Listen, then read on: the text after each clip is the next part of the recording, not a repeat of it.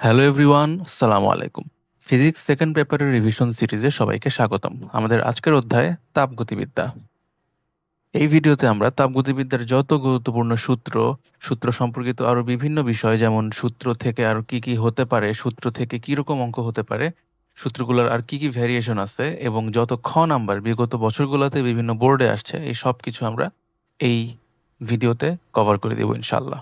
তো আমরা আজকের ক্লাস শুরু করতেছি। প্রথমত আমাদের জানতে হবে সিস্টেম বা ব্যবস্থা কি জিনিস। দেখো, সিস্টেম হয় তিন প্রকার: উন্মুক্ত সিস্টেম, বদ্ধ সিস্টেম এবং বিচ্ছিন্ন সিস্টেম। বুঝছো? উন্মুক্ত সিস্টেম, তো খেয়াল করো, প্রথমে তুমি ধরো যে একটা পাত্রের ভিতরে তুমি পানি রেখে জিনিসটাকে গরম করতেছো। হ্যাঁ, নিচ থেকে হিট দেওয়া হইতেছে। এখন ধরো পাত্রটা উপর থেকে খোলা। বুঝছো? ধরো পাত্রটা উপর থেকে খোলা খোলা অবস্থাতে আছে। তাইলে তুমি এখান থেকে বাইরে থেকে পানি ঢালতে পারো, এখান থেকে পানি বেরও করে নিতে পারো। ঠিক আছে? এবং তুমি এখান থেকে হিট দিতেছো, হিট হিট দিতেছো। তাইলে এখানে আমরা সবসময় ভর এবং শক্তি, এই দুইটা জিনিস নিয়ে কথা বলবো। ভর এবং শক্তি। এই সিস্টেমে ভর এর আদান প্রদান কি হইতেছে? এখানে দেখো, বাইরে থেকে ভর দেওয়া যায়, এখান থেকে ভর তুলেও নেওয়া যায়। তো এই সিস্টেমে ভরের আদান প্রদান হয়, শক্তির আদান প্রদান হয়। হ্যাঁ, শক্তিরও আদান প্রদান হয়, কারণ তুমি এখানে শক্তি দিতেছো এবং পানি গরম হইতেছে। তো শক্তিরও আদান প্রদান এখানে হয়। তো উন্মুক্ত সিস্টেমে ভর এবং শক্তি দুইটারই আদান প্রদান হবে। যদি আমি কোনোভাবে এই যে এই জিনিসটাই, যেখানে আমি বাইরে থেকে হিট দিতেছিলাম, যদি আমি এই জিনিসটা কোনো ঢাকনা দিয়ে ঢেকে দেই, ধর এই জিনিসটা এইভাবে অফ হয়ে গেল, আমি অফ অফ করে দিলাম। এখন এখানে আর কোনো ভরের আদান প্রদান হবে না, এখান থেকে পানি দেওয়া যাবে না, এখান থেকে ভর বেরো করা যাবে না। তাহলে এখানে ভরের আদান প্রদান হবে না, কিন্তু শক্তির আদান প্রদান ঠিকই হয়।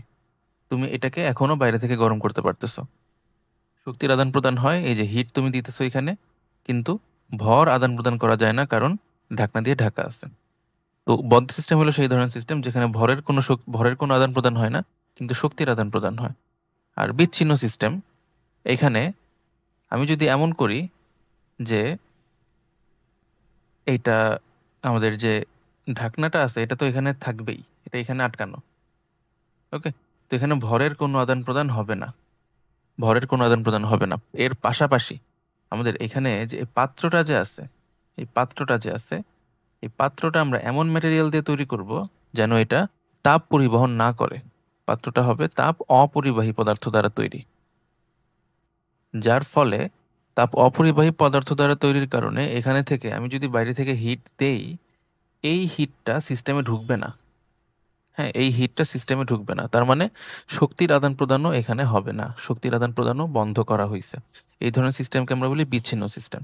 এই উন্মুক্ত এবং বদ্ধ সিস্টেম, এই দুই সিস্টেমে আমাদের যে পাত্র, সেটা তাপ সুপরিবাহী পদার্থ দ্বারাই তৈরি করা হয়, তাপ সুপরিবাহী পদার্থ দ্বারাই তৈরি করা হয়। কিন্তু এই বিচ্ছিন্ন সিস্টেম হওয়ার জন্য আমাদের তাপ অপরিবাহী পদার্থ লাগবে। ওকে, তো এই জিনিসগুলো আমাদের এমসিকিউর জন্য খুব গুরুত্বপূর্ণ, যে কখন তাপ সুপরিবাহী পদার্থ লাগবে, কখন তাপ অপরিবাহী পদার্থ লাগবে, কখন কোন ধরনের সিস্টেম আমাদের হবে। ঠিক আছে? ওকে, আমাদের প্রথম টপিক তাপগতিবিদ্যার শূন্যতম সূত্র। তো দেখো, এটা হলো আমাদের শূন্যতম সূত্রের বিবৃতি। যদি দুইটা বস্তু পরস্পর তাপীয় সাম্যাবস্থায় থাকে, এটা তেমন কিছু না। হ্যাঁ, তিনটা বস্তু, এবিসি তিনটা বস্তু আছে। এ এবং বি বস্তু যদি তাপীয় সাম্যাবস্থায় থাকে, তাপীয় সাম্যাবস্থায় থাকা মানে এদের মধ্যে তাপের আদান প্রদান হবে না। বুঝছো? তাপীয় সাম্যাবস্থায় থাকা মানে তাপের আদান প্রদান হবে না এই দুইটা বস্তুর মধ্যে। এই দুইটা বস্তু তুমি যদি যুক্ত করে দাও, এদের মধ্যে তাপের আদান প্রদান হবে না। অর্থাৎ কি, দুইটা বস্তুর তাপমাত্রা সমান। স্কুলে পড়ছো তোমরা যে তাপমাত্রা সমান হলে তাপ প্রবাহিত হবে না, তাপমাত্রা সমান করার জন্যই তাপ প্রবাহিত হয়। তাই তাপমাত্রা যদি সমান থাকে, তো তাপের কোনো প্রবাহ এখানে হবে না। এবং বি ও সি যদি পরস্পর তাপীয় সাম্যাবস্থায় থাকে, কথা বুঝছো? অর্থাৎ বি এবং সি এর তাপমাত্রা সমান। যদি এ ও বি পরস্পর তাপীয় সাম্যাবস্থায় থাকে এবং বি ও সিও তাপীয় সাম্যাবস্থায় থাকে, তাহলে তাহলে এ এবং সিও তাপীয় সাম্যাবস্থায় থাকবে পরস্পর। বুঝছো? তাইলে টি ইকুয়াল টু টিসি হবে। এটা তেমন কিছুই না, বুঝছো? এটা জাস্ট দেখাইলাম। এটা যদি কতে বা খতে ব্যাখ্যা করতে বলে, তাইলে যাতে লিখতে পারো। দুইটা বস্তু তাপীয় সাম্যাবস্থায় থাকলে আবার আরেকটা বস্তুর সাথে, অর্থাৎ A-B তাপীয় সাম্যাবস্থায় আছে, আবার B-C তাপীয় সাম্যাবস্থায় আছে, তাইলে এর সাথে C-ও তাপীয় সাম্যাবস্থায় থাকবে। এটাই তাপগতিবিদ্যার শূন্যতম সূত্র। ওকে, তাপগতিবিদ্যার প্রথম সূত্র। আমরা এখানে প্রথমে বলতেছি জুলের বিবৃতি। যদি তাপকে কাজে বা কাজকে তাপে রূপান্তরিত করা হয়, তবে তাপ ও কাজ পরস্পরের সমানুপাতিক। ওকে, তাপ ও কাজ পরস্পরের সমানুপাতিক। এই জিনিসটা কিরকম? আম, এটা তো আমরা কমন সেন্স থেকেই জানি, তাই না? যে যত বেশি তাপ থাকবে তত বেশি কাজ করা যাবে, মানে যত বেশি কাজ করবা তত বেশি তাপ তৈরি হওয়া যাবে, তত বেশি তাপ তৈরি হবে। তাইলে তোমার কাজ যদি আমি ডব্লিউ বলি এবং তাপ যদি আমি কিউ বলি, তাহলে আচ্ছা, তাপকে আমরা এইচ বলতেছি, তো W is proportional to H হবে। এখান থেকে ডব্লিউ ইজ ইকুয়াল টু আমরা জে এইচ বলবো, বুঝছো? W equal to J H বলবো। এখানে জে, এটাকে আমরা বলি তাপের যান্ত্রিক তুল্যাঙ্ক। যান্ত্রিক তুল্যাঙ্ক বা তাপের যান্ত্রিক সমতা বা জুলের ধ্রুবক। ঠিক আছে, অনেক কিছুই বলা হয় তাপের যান্ত্রিক তুল্যাঙ্ক বা তাপের যান্ত্রিক সমতা। কেন আমরা এই নামটা বলতেছি তাপের যান্ত্রিক তুল্যাঙ্ক বা তাপের যান্ত্রিক সমতা? কেননা এই সূত্রটা তাপ এবং যান্ত্রিক শক্তিকে কানেক্ট করতেছে, সমতা করতেছে এই এই ধ্রুবকটার মাধ্যমে। এটা তাপ এবং এটা যান্ত্রিক শক্তি। ওকে, তো যে হইতেছে আমাদের W/H। ওকে, এবং এটার মান 4.2 জুল পার ক্যালোরি। ঠিক আছে, খেয়াল রেখো। এবং এখান থেকেই আমরা বলতেছি যে 1 ক্যালোরি মানে 4.2 জুল। ওকে, আসলে 4.2 না, হ্যাঁ 4.18, এটাকে আমরা 2 লিখতেছি। ওকে, এই হলো জুলের বিবৃতি। জুলের বিবৃতিতে আমাদের আর কোনো আহ, কাহিনী নাই, এইটুকুই। এখন আমরা দেখাইতেছি তাপগতিবিদ্যার প্রথম সূত্রের ক্লসিয়াসের বিবৃতি। দুইজনের বিবৃতি আছে, জুলের বিবৃতি এবং ক্লসিয়াসের বিবৃতি। ক্লসিয়াসের বিবৃতি হলো কোনো সিস্টেমে প্রদত্ত তাপের এক অংশ সিস্টেমের অন্তঃস্থ শক্তি বৃদ্ধি করবে, বাকি অংশ বহিস্থ কাজ সম্পাদন করবে। খুবই ইজি কথা। এটা একটা সিস্টেম, এর ভিতরে গ্যাস আছে, আমরা এখানে বাইরে থেকে তাপ দিতেছি, বুঝছো? এখানে বাইরে থেকে হিট দেওয়া হইতেছে। ধরো আমি ডেল কিউ পরিমাণ হিট দিলাম, হিট দেওয়া হইতেছে। তাপ দিলে এই তাপটা প্রথমে কি করবে, ভিতরের গ্যাসের যে অণুগুলা, এই অণুগুলা এই তাপটা নিবে, তাই না? এই অণুগুলা আমার প্রদত্ত তাপটা নিবে, নিয়ে গ্যাসগুলা গরম হবে এবং অন্তঃস্থ শক্তি বাড়বে, যেটা এখানে বলতেছে অন্তঃস্থ শক্তি বৃদ্ধি করে। এবং গ্যাসগুলো কি এক্সপান্ড করবে, এক্সপান্ড করবে কেন? কারণ এই গ্যাসগুলো এসে এখানে পাত্রের দেয়ালে ধাক্কা দিবে। এই ধাক্কা দেওয়ার ফলে এই পিস্টনটা এখান থেকে সরে সামনে চলে যাবে, এমন একটা ব্যাপার হবে, বুঝছো? এমন একটা ব্যাপার হবে। তো পিস্টনটা শুরুতে ছিল এইখানে, এখানে ছিল, পরে এখানে চলে গেছে। ওকে, শুরুতে এখানে ছিল, এই যে এখানে ঝাপসা যেটা দেখা যেতেছে, এটা আদি অবস্থান এবং এটা শেষ অবস্থান। এবং এইখান থেকে এখানে যাওয়ার মাধ্যমে সে একটা কাজ সম্পাদন করছে, একটা কাজ সম্পাদন করছে, কারণ এখানে সে বল প্রয়োগ করে এটাকে সরায় দিছে এখান থেকে এখানে। তো এই হইতেছে আমাদের ক্লসিয়াসের বিবৃতি, যে প্রদত্ত তাপ, এই প্রদত্ত তাপটা প্রথমে গ্যাসের অন্তঃস্থ শক্তি বৃদ্ধি করবে এবং এখান থেকে এখানে নিলে যদি ডব্লিউ পরিমাণ কাজ হয়, তো এই হবে তোমার ব্যাপারটা। তাইলে এখানে যদি আমরা শক্তির সংরক্ষণশীলতা বলি, যে এটা আমার প্রদত্ত শক্তি, এটা কি দুইটা কাজ করতেছে, একটা অংশ হলো ডেল ইউ তে কনভার্ট হইতেছে, আরেকটা অংশ এই ডেল ডব্লিউ করতেছে। তো এই হইতেছে তোমার তাপগতিবিদ্যার প্রথম সূত্রের গাণিতিক রূপ। যদি আমরা ক্ষুদ্র পরিবর্তন বলি, তাহলে আমরা ডিকিউ, ডিইউ, ডিডব্লিউ এরকম পরিবর্তনের কথা বলবো। ঠিক আছে, খুবই ইম্পর্টেন্ট। এটা আমাদের তাপগতিবিদ্যার প্রথম সূত্রের ক্লসিয়াসের বিবৃতি। ওকে, ক্লসিয়াসের বিবৃতি। এখন এখানে যে ডিডব্লিউটা আছে বা ডেল ডব্লিউটা যে আছে, তোমরা জানো এটাকে পি ডেল ভি লেখা যায়। আমি এগুলো নিয়ে এখানে কথা বলতেছি না, যেহেতু এটা রিভিশন ক্লাস। দেখো এখানে যদি সিলিন্ডারটা থাকে, এই হলো তোমার পিস্টন। পিস্টনটা ধরো এখান থেকে সরে এখানে চলে গেছে, পিস্টনটা এখান থেকে, এটা 1 নম্বর অবস্থান আর এটা 2 নম্বর অবস্থান। তাইলে এইখানে একটা আয়তনের চেঞ্জ ঘটছে, এটা হইতেছে ডেল ভি। এবং এখানে গ্যাস কি পরিমাণ প্রেশার অ্যাপ্লাই করতেছিল, সেটা হইতেছে পি, বুঝছো? P del V. তো del W is equal to P del V, এটা আমাদের সূত্র। এবং আমরা ক্ষুদ্র পরিবর্তন চিন্তা করলে এরকম লিখবো, পি ডিভি। ওকে, পি ডিভি বলবো। আচ্ছা, এখন এই যে কৃত কাজটা, এই কাজের আমরা আরো অন্যভাবে জিনিসটা ব্যাখ্যা করতে পারি। তো দেখো, ডি ডব্লিউ যদি পি ডিভি হয়, তাহলে তুমি এখান থেকে বলো ডব্লিউ ইকুয়াল টু কি হবে, ইন্টিগ্রেশন অফ পি ডিভি হবে না? অর্থাৎ পি এবং ভি দ্বারা যদি আমি একটা গ্রাফ আঁকাই, পিভি গ্রাফের আমি যে ক্ষেত্রফলটা পাবো, যদি একটা গ্রাফ হয়, আমি পিভি গ্রাফের যে ক্ষেত্রফলটা পাবো, তোমাকে ধরো বলছে এটা V1, এটা V2, এই V1 থেকে V2-তে কতটুকু কৃতকাজ সম্পন্ন হয়েছে, তাহলে তুমি কি করবা, এই গ্রাফের যে এরিয়াটা আছে এই এরিয়াটার কথা বলবা, যে এই area is equal to integration of PdV is equal to কৃতকাজ। বুঝা গেছে? ইজ ইকুয়াল টু কৃতকাজ। তাহলে পিভি ডায়াগ্রামের ক্ষেত্রফল কৃতকাজ নির্দেশ করে, এটা একটা খুবই ইম্পর্টেন্ট ব্যাপার। ওকে, তো এখান থেকে কিন্তু আমরা বিভিন্ন কেসে বলতে পারি তাইলে এখন কৃতকাজ কখন কম হবে কখন বেশি হবে, এবং এই যে পিভি লাইনটা আছে এই লাইনের নিচের এরিয়াটা হবে সবসময়। ঠিক আছে, আমরা একটা ছোট্ট কোশ্চেন দেখাইতেছি, দেখো এটা পিভি ডায়াগ্রাম। আচ্ছা, এটা একটু একটু অন্যভাবে দেখাই। এটা একটা পয়েন্ট, এটা একটা পয়েন্ট, 1 2 3 1 4 3। তাহলে আমি যদি 1 থেকে 3-তে যাই, 1 থেকে 3-তে যাই, আর 1 থেকে মানে 1 2 3 আর 1 2 1 4 3, আমার কাছে দুইটা রাস্তা আছে, একটা 1 2 3 এই পথে যাও, একটা 1 4 3 এই পথে যাও, কোন পথে গেলে আমার কাজ বেশি হবে, এটা কি তোমরা বলতে পারো?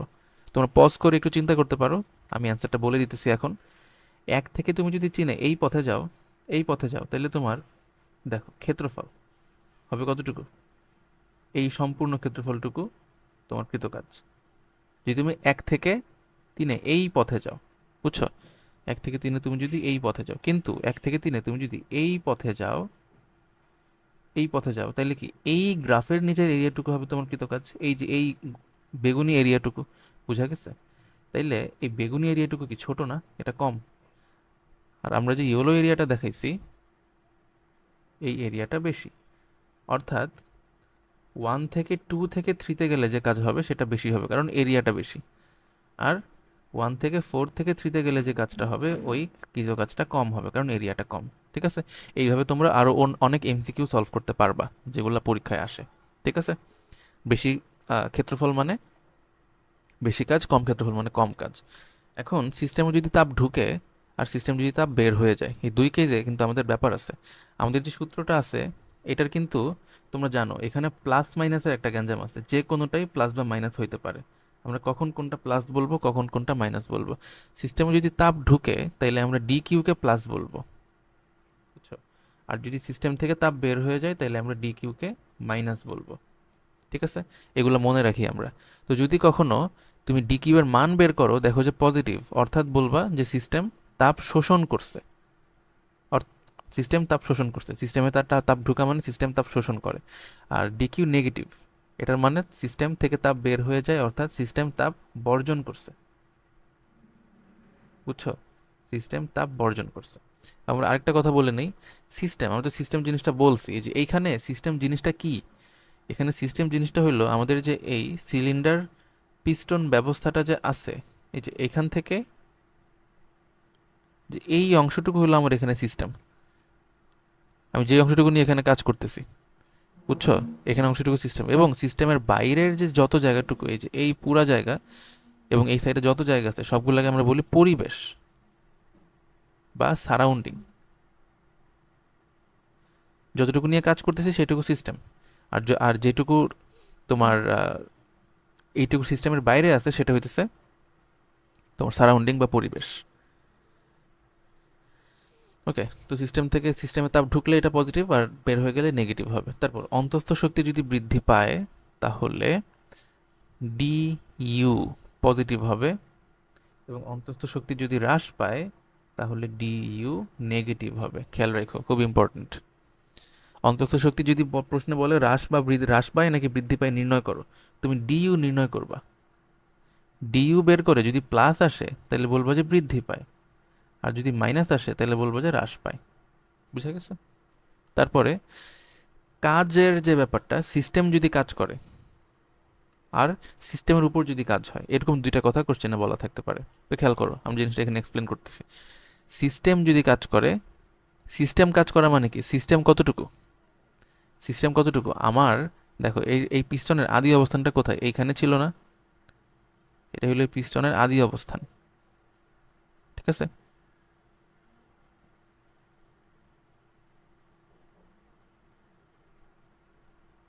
এই পিস্টনটা আগে এইখানে ছিল, এরপরে এটা এখান থেকে এইখানে চলে গেছে, এটা 1 নম্বর পজিশন, এটা 2 নম্বর পজিশন। তো যখন পিস্টনটা এইখানে ছিল তখন কি এইটুকু ছিল তোমার সিস্টেম, তাই না? এইটুকু ছিল তোমার সিস্টেম। আর সিস্টেম আর সারাউন্ডিং কতটুকু ছিল, এখান থেকে বাইরের পুরাটুকু। তাইলে সিস্টেম কাজ করে মানে পরিবেশের উপর কাজ হয়। মানে সিস্টেম যদি দেখো, সিলিন্ডার পিস্টনটা যদি এখান থেকে এইখানে চলে আসে, এখান থেকে এইখানে চলে আসে, তাইলে কি সে পরিবেশকে সরাই দিল না? দেখো তো, যে এখানে পরিবেশ আগে এই এই এই জায়গাগুলো ছিল পরিবেশ, কিন্তু যখন পিস্টনটা এখান থেকে এখানে চলে আসছে তখন দেখো এই পরিবেশ আগে এই জায়গাটুকুতে ছিল, এখন পরিবেশ এখানে চলে আসছে, পরিবেশকে সে সরাই দিছে। তেমন জিনিসটাকে বলতেছি যে পরিবেশের উপর কাজ হয়। ওকে, এবং এই ক্ষেত্রে জিনিসটা প্রসারণ যেহেতু হয়, গ্যাসের যেহেতু প্রসারণ হয়, তাই ডিভি পজিটিভ হবে। বুঝছো, আমরা যে পিডিভি বলতেছিলাম, ডিভিটা পজিটিভ কারণ গ্যাসের প্রসারণ হইতেছে, এবং ডিভি পজিটিভ হলে ডিডব্লিউ পজিটিভ হবে। ওকে, আর যদি সিস্টেমের উপর কাজ হয়, সিস্টেমের উপর কাজ মানে অবশ্যই সংকোচন হবে। বুঝছো, সিস্টেমের উপর কাজ মানে আমরা কি বুঝাইতেছি, এই যে এই হলো পিস্টন, এই হলো তোমার সিস্টেম ভিতরের টুকু, এই পুরাটুকু তোমার সিস্টেম। এখন তুমি কি করলা, এই যে পিস্টনটাকে এটা ধাক্কা দিয়ে ভিতর দিকে ঢুকাই দিলা, ফলে পিস্টন চলে আসলো এইখানে। বুঝছো, তাইলে সিস্টেমটা আগে পুরোটা ছিল, এখন সিস্টেম হয়ে গেছে এই ছোট এইটুকু। তো তুমি সিস্টেমের উপর কাজ করছো, এই যে সিস্টেমের উপর, এই পুরোটুকু সিস্টেম, সিস্টেম এখান থেকে সরে গেছে, সিস্টেমের উপর কাজ হয়েছে। সিস্টেমের উপর কাজ হইলে ওটা সংকোচন হবে, এবং সংকোচন মানে ডিডব্লিউ হবে নেগেটিভ, কারণ না ডিভিও নেগেটিভ। বুঝছো, কারণ সংকোচন হয়েছে। আর এখানে পরিবেশ কাজ করে, মানে বাইরে থেকে কাজটা হয়। ঠিক আছে, তো এই দুইটা জিনিস, এই চারটা জিনিস খেয়াল রাখবা। সিস্টেম কাজ করে বা পরিবেশের উপর কাজ হয়, এই দুটো জিনিস হলে এরকম হবে, ডিডব্লিউ পজিটিভ হবে, আর এই ক্ষেত্রে কিন্তু নেগেটিভ হবে। ওকে, এবং আমাদের আরেকটা খুব ইম্পর্টেন্ট কথা, যে অন্তস্থ শক্তি একটা স্টেট ফাংশন। স্টেট ফাংশন মানে এমন ফাংশন যেটা depends on, depends only on state. State মানে অবস্থা, স্টেট মানে আমরা পি এন্ড ভি বুঝাইতেছি। বুঝছো, স্টেট মানে আমরা পি এন্ড ভি বুঝাইতেছি, যে তোমার যদি এটা একটা পিভি ডায়াগ্রাম হয়, এটা যদি একটা পিভি ডায়াগ্রাম হয়, এই পিভি ডায়াগ্রামে এটা একটা বিন্দু, এটা একটা বিন্দু, তাহলে এটা একটা 1, এর বিন্দু ধরো 2, 1 থেকে 2 নাম্বার বিন্দু, এই দুই বিন্দুর যে অন্তস্থ শক্তি, বা আমি যদি বলি 1 থেকে 2-এ গেলে যে অন্তস্থ শক্তির পরিবর্তন হবে, সেটা শুধুমাত্র এই দুইটা বিন্দুতেই, দুইটা বিন্দুর উপরেই নির্ভর করবে। এই দুইটা বিন্দুর যে তাপীয় অবস্থা আছে P1 V1 এবং P2 V2, এই দুটোর উপরেই ডিপেন্ড করবে, রাস্তার উপরে ডিপেন্ড করবে না। রাস্তার উপর ডিপেন্ড করলে আমরা এগুলোকে পাথ ফাংশন বলি। ঠিক আছে, রাস্তার উপর ডিপেন্ড করলে আমরা আমরা আমরা এটাকে বলি পাথ ফাংশন, আর এখানে আমরা এটাকে বলতেছি স্টেট ফাংশন। তো খেয়াল করো, এটা হলো 1 নাম্বার পজিশন, এটা 2 নাম্বার পজিশন। 1 থেকে 2-এ তুমি এই পথে গেলা, 1A2, আর 1 থেকে 2-এ আরেকজন আরেকটা পথে গেল, ধরো 1 থেকে 2 আরেকজন 1B2 এই এই এই পথে গেছে। ওকে, তাহলে DU 1A2 এই পথের যে অন্তস্থ শক্তির পরিবর্তন হবে, DU 1B2 যে অন্তস্থ শক্তির পরিবর্তন হবে একই হবে। কেন? কারণ তুমি 1 থেকে 2-তে গেছো, 1 থেকে 2-তে তুমি যেই পথে যাও, তুমি ধরো এই পথে গেলা, এই পথে গেলা 1 থেকে 2-তে, 1 থেকে 2-তে অন্তত শক্তির পরিবর্তন আবারও একই হবে। বুঝছো, তুমি যেই পথেই 1 থেকে 2 নাম্বার পয়েন্টে যাও, এটা পাথের উপর ডিপেন্ড করবে না, এটা পাথ ফাংশনের স্টেট ফাংশন, এটা শুধুমাত্র দুইটা বিন্দুর উপরে ডিপেন্ড করবে, দুইটা বিন্দুর পিভির উপরে ডিপেন্ড করবে। ঠিক আছে, এটা একটু আমরা খেয়াল রাখি, আমাদের অঙ্কের ভিতরে লাগবে এরকম জিনিস। মোলার আপেক্ষিক তাপ, মোলার আপেক্ষিক তাপ আমাদের একটু সংজ্ঞাটা বলা দরকার। তোমরা আপেক্ষিক তাপ পড়ছো স্কুলে থাকতে, যে আপেক্ষিক তাপ হলো যে 1 কেজি কোনো ভরের বস্তুর তাপমাত্রা 1 কেলভিন বাড়াইতে যে তাপ লাগে, তাই না? 1 কেজি কোনো বস্তুর তাপমাত্রা 1 কেলভিন বাড়াতে যে তাপ লাগে, সেটাকে আমরা বলি মোলার আপেক্ষিক, সেটাকে আমরা বলি আপেক্ষিক তাপ। আপেক্ষিক তাপ, কিন্তু মোলার আপেক্ষিক তাপ আমরা বলতেছি 1 মোলের জন্য। বুঝছো, 1 মোল গ্যাসের তাপমাত্রা 1 কেলভিন বাড়াইতে যে তাপ লাগে, তাইলে এটার এককটা কি হবে? যে তাপ, জুল। আমি 1 মোল গ্যাসের তাপমাত্রা 1 কেলভিন বাড়াবো, তাই joule per mole per Calvin. বুঝছো, এবং এটাকে আমরা সি দ্বারা প্রকাশ করতেছি। এটা দুইভাবে হয়, স্থির চাপে এবং স্থির আয়তনে। স্থির চাপে হইলে আমরা এটাকে বলতেছি সিপি, এবং স্থির আয়তনে বললে আমরা এটাকে বলতেছি সিভি। এগুলোর সূত্র কীরকম? আম, এগুলোর সূত্র বেশ সিম্পল। এই যে দেখো, আমি যদি কি বলে, এন মোল গ্যাসের তাপমাত্রা ডিটি ক্যালভিন বাড়াই এবং এতে ডিকিউ তাপ লাগে, তাহলে এক মোল করলে ডিকিউ বাই এন ডিটি হবে। তো ওইভাবে তোমার CP is equal to DQ by N DT আসতেছে, এবং এই সিভিও সেমই আসবে। হ্যাঁ, সূত্রর আকৃতি সেম থাকবে, মান আলাদা হইতে পারে, যেমন এই ডিকিউ আলাদা হইতে পারে। তো DQ is equal to N CP DT, খুব ইম্পর্টেন্ট সূত্র। হ্যাঁ, বেশ কিছু বোর্ডে কিন্তু এখান থেকে রিসেন্ট সময়ে প্রশ্ন আসছে। যদি বলা থাকে কোনো একটা প্রক্রিয়া স্থির চাপে ঘটতেছে, তখন ওইখানে ডিকিউটা তুমি এই পদ্ধতিতে বের করবা, এটা খুবই ইম্পর্টেন্ট। স্থির চাপে কোনো প্রক্রিয়া ঘটলে ওই প্রক্রিয়ার ডিকিউ এইভাবে বের করতে হবে। ওকে, আর স্থির আয়তনে যদি কোনো প্রক্রিয়া ঘটে, তো খেয়াল করবা এখানে ডিকিউ ইকুয়াল টু কি লেখা যায়, এনসিভিডিটি, তাই না? D Q equal to N C V D T. এখন স্থির আয়তনে যদি তুমি কোনো প্রক্রিয়া ঘটাও, স্থির আয়তন মানে কি বলো তো? স্থির আয়তন মানে কি? ডিভি জিরো, আয়তন বাড়ে নাই। আয়তন যদি জিরো হয় তাহলে কাজও জিরো হবে, কাজও হবে না। কথা বুঝতেছো? আয়তনের যদি পরিবর্তন না হয়, কাজই হয় না এখানে। তো কাজ ইজ ইকুয়াল টু জিরো।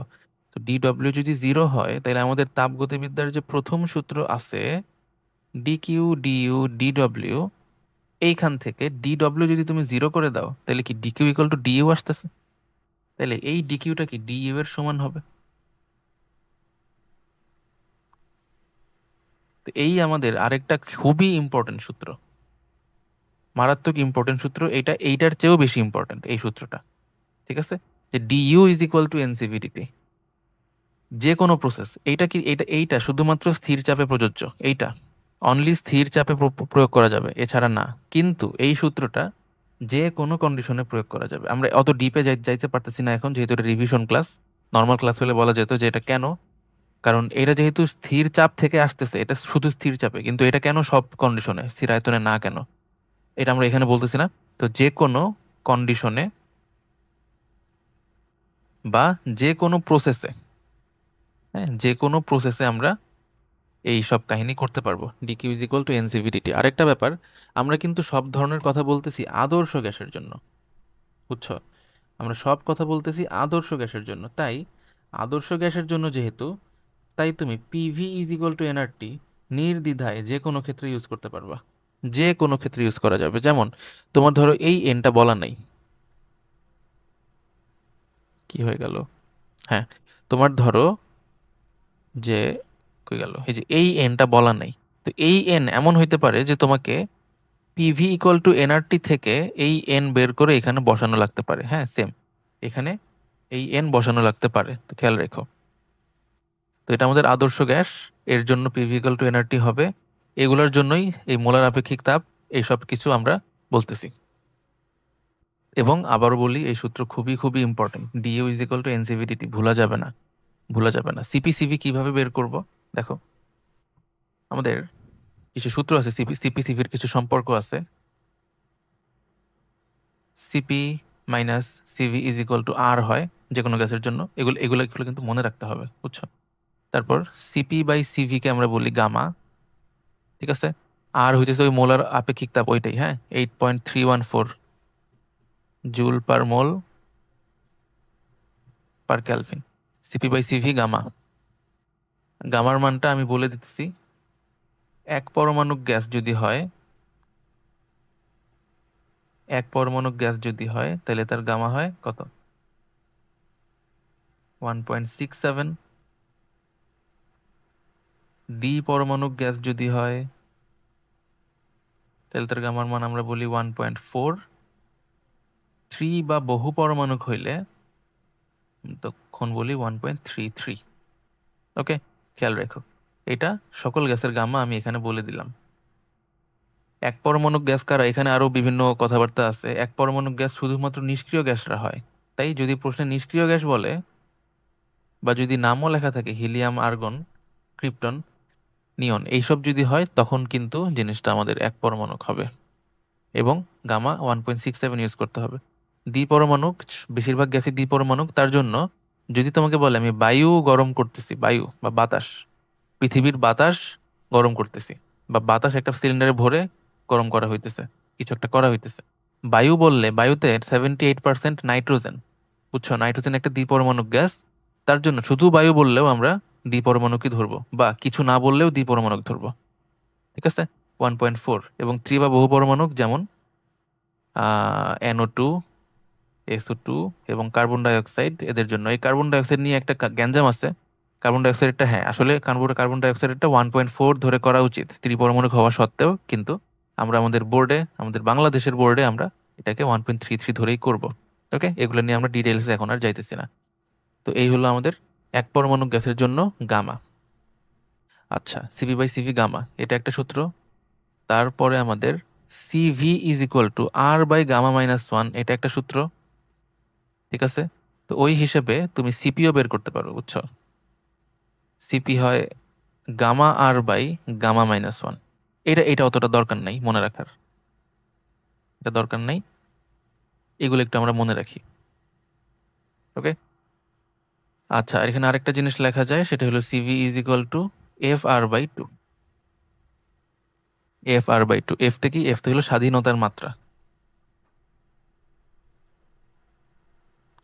এইটাও এক পরমাণুক নাকি দ্বিপরমাণুক এর উপর ডিপেন্ড করে, এটা আমরা বলছিলাম আদর্শ গ্যাসের ভিডিওতে।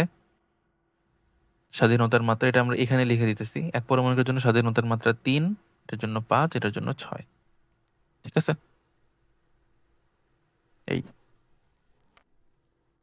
আচ্ছা, তো এইসব সূত্র আমাদের দরকারি এই কারণে যে এসব সূত্র থেকে আমরা সিপি এবং সিভি বের করতে পারি। তোমাকে যদি এখন হঠাৎ করে জিজ্ঞেস করে যে নাইট্রোজেনের সিভি কত, নাইট্রোজেনের সিভি কত, তো আমাদের সিভি সমান আর বাই গামা মাইনাস ওয়ান। আর কত? আর এর মান আমাদের মুখস্থ, 8.314, যে কোনো গ্যাসের জন্য 0.314। এবং নাইট্রোজেনের জন্য গামা কত হবে? দ্বিপরমাণু গামা হবে 1.4 মাইনাস ওয়ান। এইভাবে আমরা যে কোনো গ্যাসের গামা বের করতে পারবো। ঠিক আছে, একক, একক এই যে দুইটারই একক joule per mole per Calvin. হ্যাঁ, দুইটারই joule per mole per Calvin.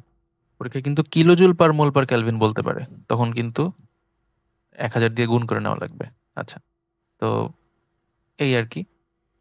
আর তুমি যদি গামা ছাড়া করতে চাও, তো সিভি ইকুয়াল টু ওই যে এফ আর বাই টু, এটাও আছে, এটা সবচেয়ে ইজি এইভাবে করা। এফ কত? এফ মানে স্বাধীনতার মাত্রা। নাইট্রোজেনের জন্য এটা হলো 5, তো এটা 5r/2 হবে। আর এর মান বসাই দিবা, বুঝছো? তো এইগুলো আমাদের দরকার আর কি। ঠিক আছে, তো এইসব সূত্র আমরা একটু মনে রাখি, খেয়াল রাখি। এবং এইগুলা স্পেশালি যে এই দুইটা আমাদের সিকিউতে বেশ লাগবে। হ্যাঁ, সিকিউতে লাগবে। এরপর আমরা যাইতেছি আমাদের বিভিন্ন তাপগতীয় প্রক্রিয়া, প্রথমে সমষ্ণ প্রক্রিয়া। ঠিক আছে, আমরা যেহেতু রিভিশন ক্লাস করতেছি, একদম আমরা বেশি একটা ডিটেলসে যাব না। সমষ্ণ প্রক্রিয়ায় তাপমাত্রা কনস্ট্যান্ট থাকবে। সমষ্ণ প্রক্রিয়ায় ডিটি 0 হবে। সমষ্ণ প্রক্রিয়ায় ডিইউ 0 হবে। ডিটি 0 মানে তাপমাত্রা বাড়বে না, তাপমাত্রা না বাড়লে অন্তস্থ শক্তিও বাড়বে না। ঠিক আছে, আর যদি ডিইউ 0 হয়, দেখো DQ equal two DU plus DW. তাহলে ডিইউ যদি 0 আসে, তাহলে কি ডিকিউ ইকুয়াল টু ডিডব্লিউ এসে যাবে না? তাহলে সমষ্ণ প্রক্রিয়াতে DQ is equal to DW, অর্থাৎ প্রদত্ত তাপের সম্পূর্ণটাই কাজে রূপান্তরিত হবে। এটা একটা ইম্পর্টেন্ট খ নাম্বার। ঠিক আছে, সমষ্ণ প্রক্রিয়ায় ডিকিউ ইকুয়াল টু ডিডব্লিউ কেন হয়? আচ্ছা, এটা গেল সমষ্ণ প্রক্রিয়ার কিছু ব্যাপার স্যাপার। সমষ্ণ প্রক্রিয়া কৃতকাজ, কৃতকাজের যে সূত্র সেটা হলো nRT ln V2/V1। খেয়াল করো, সমষ্ণ প্রক্রিয়া। এখন আমরা এটাতে আবার আসতেছি। সমষ্ণ প্রক্রিয়ায় যেহেতু তাপমাত্রা কনস্ট্যান্ট, তাই আমরা এখানে বয়েলের সূত্র ইউজ করতে পারবো। ঠিক আছে, বয়েলের সূত্র ইউজ করা যাবে, অর্থাৎ P1V1 is equal two P2V2 আমরা ইউজ করতে পারি সমষ্ণ প্রক্রিয়া যখন হবে। এবং আরেকটা খুব ইম্পর্টেন্ট ব্যাপার, সমষ্ণ প্রক্রিয়া কিন্তু একটা ধীরগতির প্রক্রিয়া। তাই তোমাকে যদি প্রশ্নে বলে যে কোনো একটা গ্যাসকে ধীরগতিতে সম্প্রসারিত করা হয়েছে, তখন কিন্তু ধীরগতিতে সম্প্রসারণ করলে জিনিসটা আমরা বুঝে নেব যে জিনিসটা সমষ্ণ প্রক্রিয়া বলতেছে। ওকে, ওকে, তো এই হলো আমাদের কিছু জিনিস। P1V1 ইকুয়াল টু P2V2 এসব জিনিস হবে। তাইলে এখন আমাদের যে কৃতকাজের সূত্রটা আছে, তাকে আমরা একটু ভালো করে দেখাই। nRT ln V2/V1। বলো দেখি এখান থেকে V2/V1 কি লেখা যায়? P1/P2 লেখা যায় না? অর্থাৎ আমরা এখান থেকে আরেকটা সূত্র পেয়ে যাব, W is equal to NRT LN P1/P2। এই এই খুবই ইম্পর্টেন্ট, হ্যাঁ, দুইটা সূত্রই এখানে কাজ করতে পারে, এটাও হতে পারে এটাও হতে পারে। এখানে আরেকটা খুবই ইম্পর্টেন্ট ব্যাপার, এই এনআরটি জিনিসটা কি, পিভি ইকুয়াল টু এনআরটি না, তাই এটাকে তুমি পিভি লিখতে পারো। এখন পিভি মানে কি, এখানে তো পি হয় P1V1 হবে, নাহলে P2V2 হবে, তাহলে এটা P1V1 হতে পারে, এটা কিন্তু P2V2 হতে পারে। একইভাবে এই যে এনআরটি আছে, এটাকে তুমি P1V1 লিখতে পারো, এটাকে তুমি P2V2 লিখতে পারো। বুঝা গেছে? এখানে কিন্তু 6টা সূত্র টোটাল। ওকে, 6টা সূত্র, এনআরটি দিয়ে এইটা, এনআরটি দিয়ে এইটা, এই দুইটা, আবার এই প্রত্যেকটা দিয়ে আরো দুইটা করে আসবে, তাহলে এখান থেকে আরো দুইটা, এখান থেকে আরো দুইটা। ওকে, তাহলে এখান থেকে কিন্তু কি কি ডেটা দেওয়া আছে সেই অনুযায়ী তোমাকে সূত্র চুজ করতে হবে যে তুমি কোনটাতে যাবা। ঠিক আছে, যদি আয়তনের কথা বলা থাকে যে আয়তন দ্বিগুণ করে ফেলছি, তাহলে তুমি এই সূত্রে আসবা। যদি বলে চাপ দ্বিগুণ হয়ে গেছে, তাহলে তুমি এই সূত্রে আসবা। কথা বুঝা গেছে? তো এই হতেছে আমাদের সমষ্ণ প্রক্রিয়ার সব কথাবার্তা। এগুলো খুবই ইম্পর্টেন্ট পয়েন্ট সবগুলা, এবং সবগুলাই কোনো না কোনোভাবে পরীক্ষায় আসবে। ঠিক আছে, হয় এমসিকিউতে আসবে, খতে আসবে, সিকিউতে লাগতে পারে। এই হলো আমাদের সমষ্ণ প্রক্রিয়ার জন্য। এখন আসে রুদ্ধতাপীয় প্রক্রিয়া। রুদ্ধতাপীয় প্রক্রিয়ায় DQ0, তাপীয় আদান প্রদান হবে না, তাপীয় আদান প্রদান হবে না। ডিকিউ যদি 0 হয়, তোমরা এনট্রপি পড়ছো, DS0 হবে। এনট্রপি হলো তোমার DQ/T, হ্যাঁ, তো ডিকিউ যদি 0 আসে তো এনট্রপিও, এনট্রপির পরিবর্তনও 0 হবে।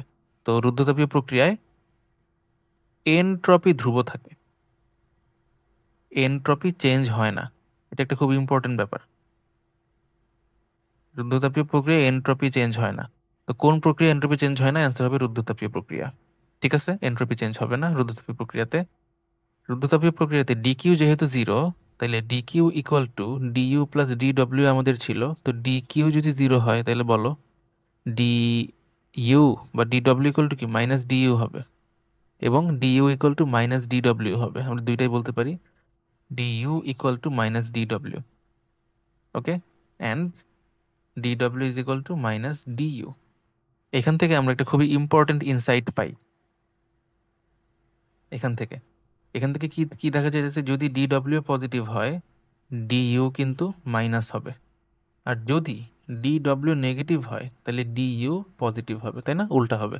এখন এখান থেকে আমরা কি ধারণা পাইতেছি? এখান থেকে যে ধারণা পাই, ডিডব্লিউ পজিটিভ মানে কি, গ্যাসের প্রসারণ হবে, তাই না? আমরা তো বলছি যে প্রসারণ মানে ডিভি প্লাস, তার জন্য ডিডব্লিউ প্লাস। আর ডিডব্লিউ নেগেটিভ মানে কি হবে? সংকোচন হবে, সংকোচন হবে। সংকোচন মানে তোমার ডিভি নেগেটিভ হবে। ওকে, ডিভি নেগেটিভ জন্যই আমার ডিডব্লিউটা নেগেটিভ। ওকে, ভালো কথা। এখন প্রক্রিয়াটা কি? রুদ্ধতাপীয় প্রক্রিয়া। এই যে, আর ডিডব্লিউ মাইনাস মানে কি? তাপমাত্রা কমে যাওয়া না? ডিডব্লিউ প্লাস আর ডিইউ প্লাস মানে কি? তাপমাত্রা বেড়ে যাওয়া। তার মানে রুদ্ধতাপীয় প্রক্রিয়ায় কোনো গ্যাসকে প্রসারিত করলে সেটা ঠান্ডা হয়ে যাবে। এটা একটা খুবই ইম্পর্টেন্ট নাম্বার সামনে আছে আমাদের। যদি রুদ্ধতাপীয় প্রক্রিয়ায় আমরা কোনো একটা গ্যাসকে ঠান্ডা করি, রুদ্ধতাপীয় প্রক্রিয়ায় যদি আমরা কোনো একটা গ্যাসকে প্রসারিত করি, তাইলে সেটা ডিইউ নেগেটিভ হয়ে প্রসারিত করলে ডিডব্লিউ প্লাস হবে, ডিইউ মাইনাস হবে। ডিইউ মাইনাস মানে অন্তত শক্তি কমে যাবে, অর্থাৎ তাপমাত্রা কমে যাবে। তাই রুদ্ধতাপীয় প্রসারণ লিখে দিতেছি আমি এখানে, রুদ্ধতাপীয় প্রসারণ, এখানে তাপমাত্রা হ্রাস পাবে। ঠিক আছে, আর তুমি যদি রুদ্ধতাপীয় সংকোচন করো, ওইখানে তাপমাত্রা বৃদ্ধি পাবে। ঠিক আছে, খুবই ইম্পর্টেন্ট কথা কিন্তু এটা, হ্যাঁ, খেয়াল রেখো। আর এই সংকোচনটা আমরা এখান থেকে ব্যাখ্যা করতে পারি যে সংকোচন মানে ডিডব্লিউ মাইনাস, আর যদি ডিডব্লিউ মাইনাস হয়, তাহলে তোমার ডিইউ প্লাস, আর ডিইউ প্লাস মানে টি বাড়বে। হ্যাঁ, ঠিক আছে। তো এই হচ্ছে আমাদের রুদ্ধতাপীয় প্রক্রিয়ার কিছু বেসিক কথাবার্তা। এখন আসলে রুদ্ধতাপীয় প্রক্রিয়া কৃত কাজ। রুদ্ধতাপীয় প্রক্রিয়ায় কৃত কাজ।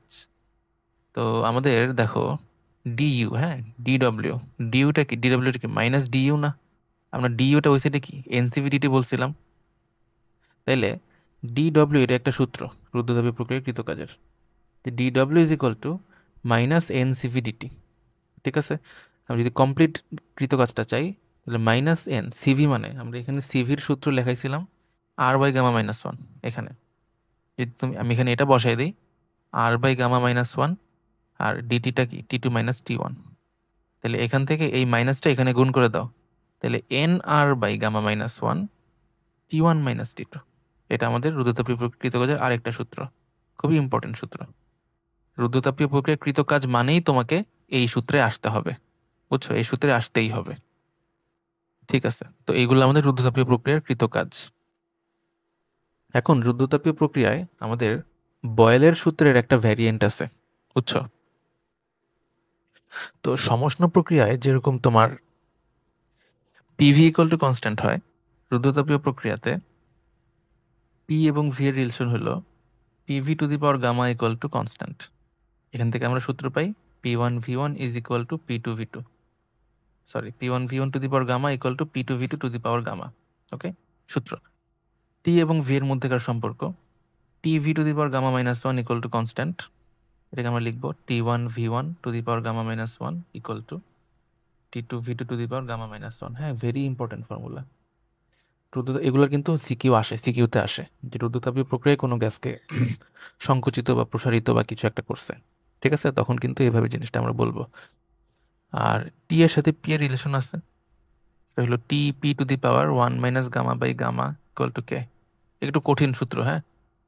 টি one P one to the power one minus gamma by gamma is equal to T two P two to the power one minus gamma by gamma. এই হচ্ছে আমাদের তিনটা সূত্র। তো কখন কোনটা লাগবে তোমার বুঝে নিতে হবে, বুঝছো? এখানে আরেকটা খুবই ইম্পর্টেন্ট কথা বলবো, যে তোমরা বললো 1:16 অনুপাতে গ্যাস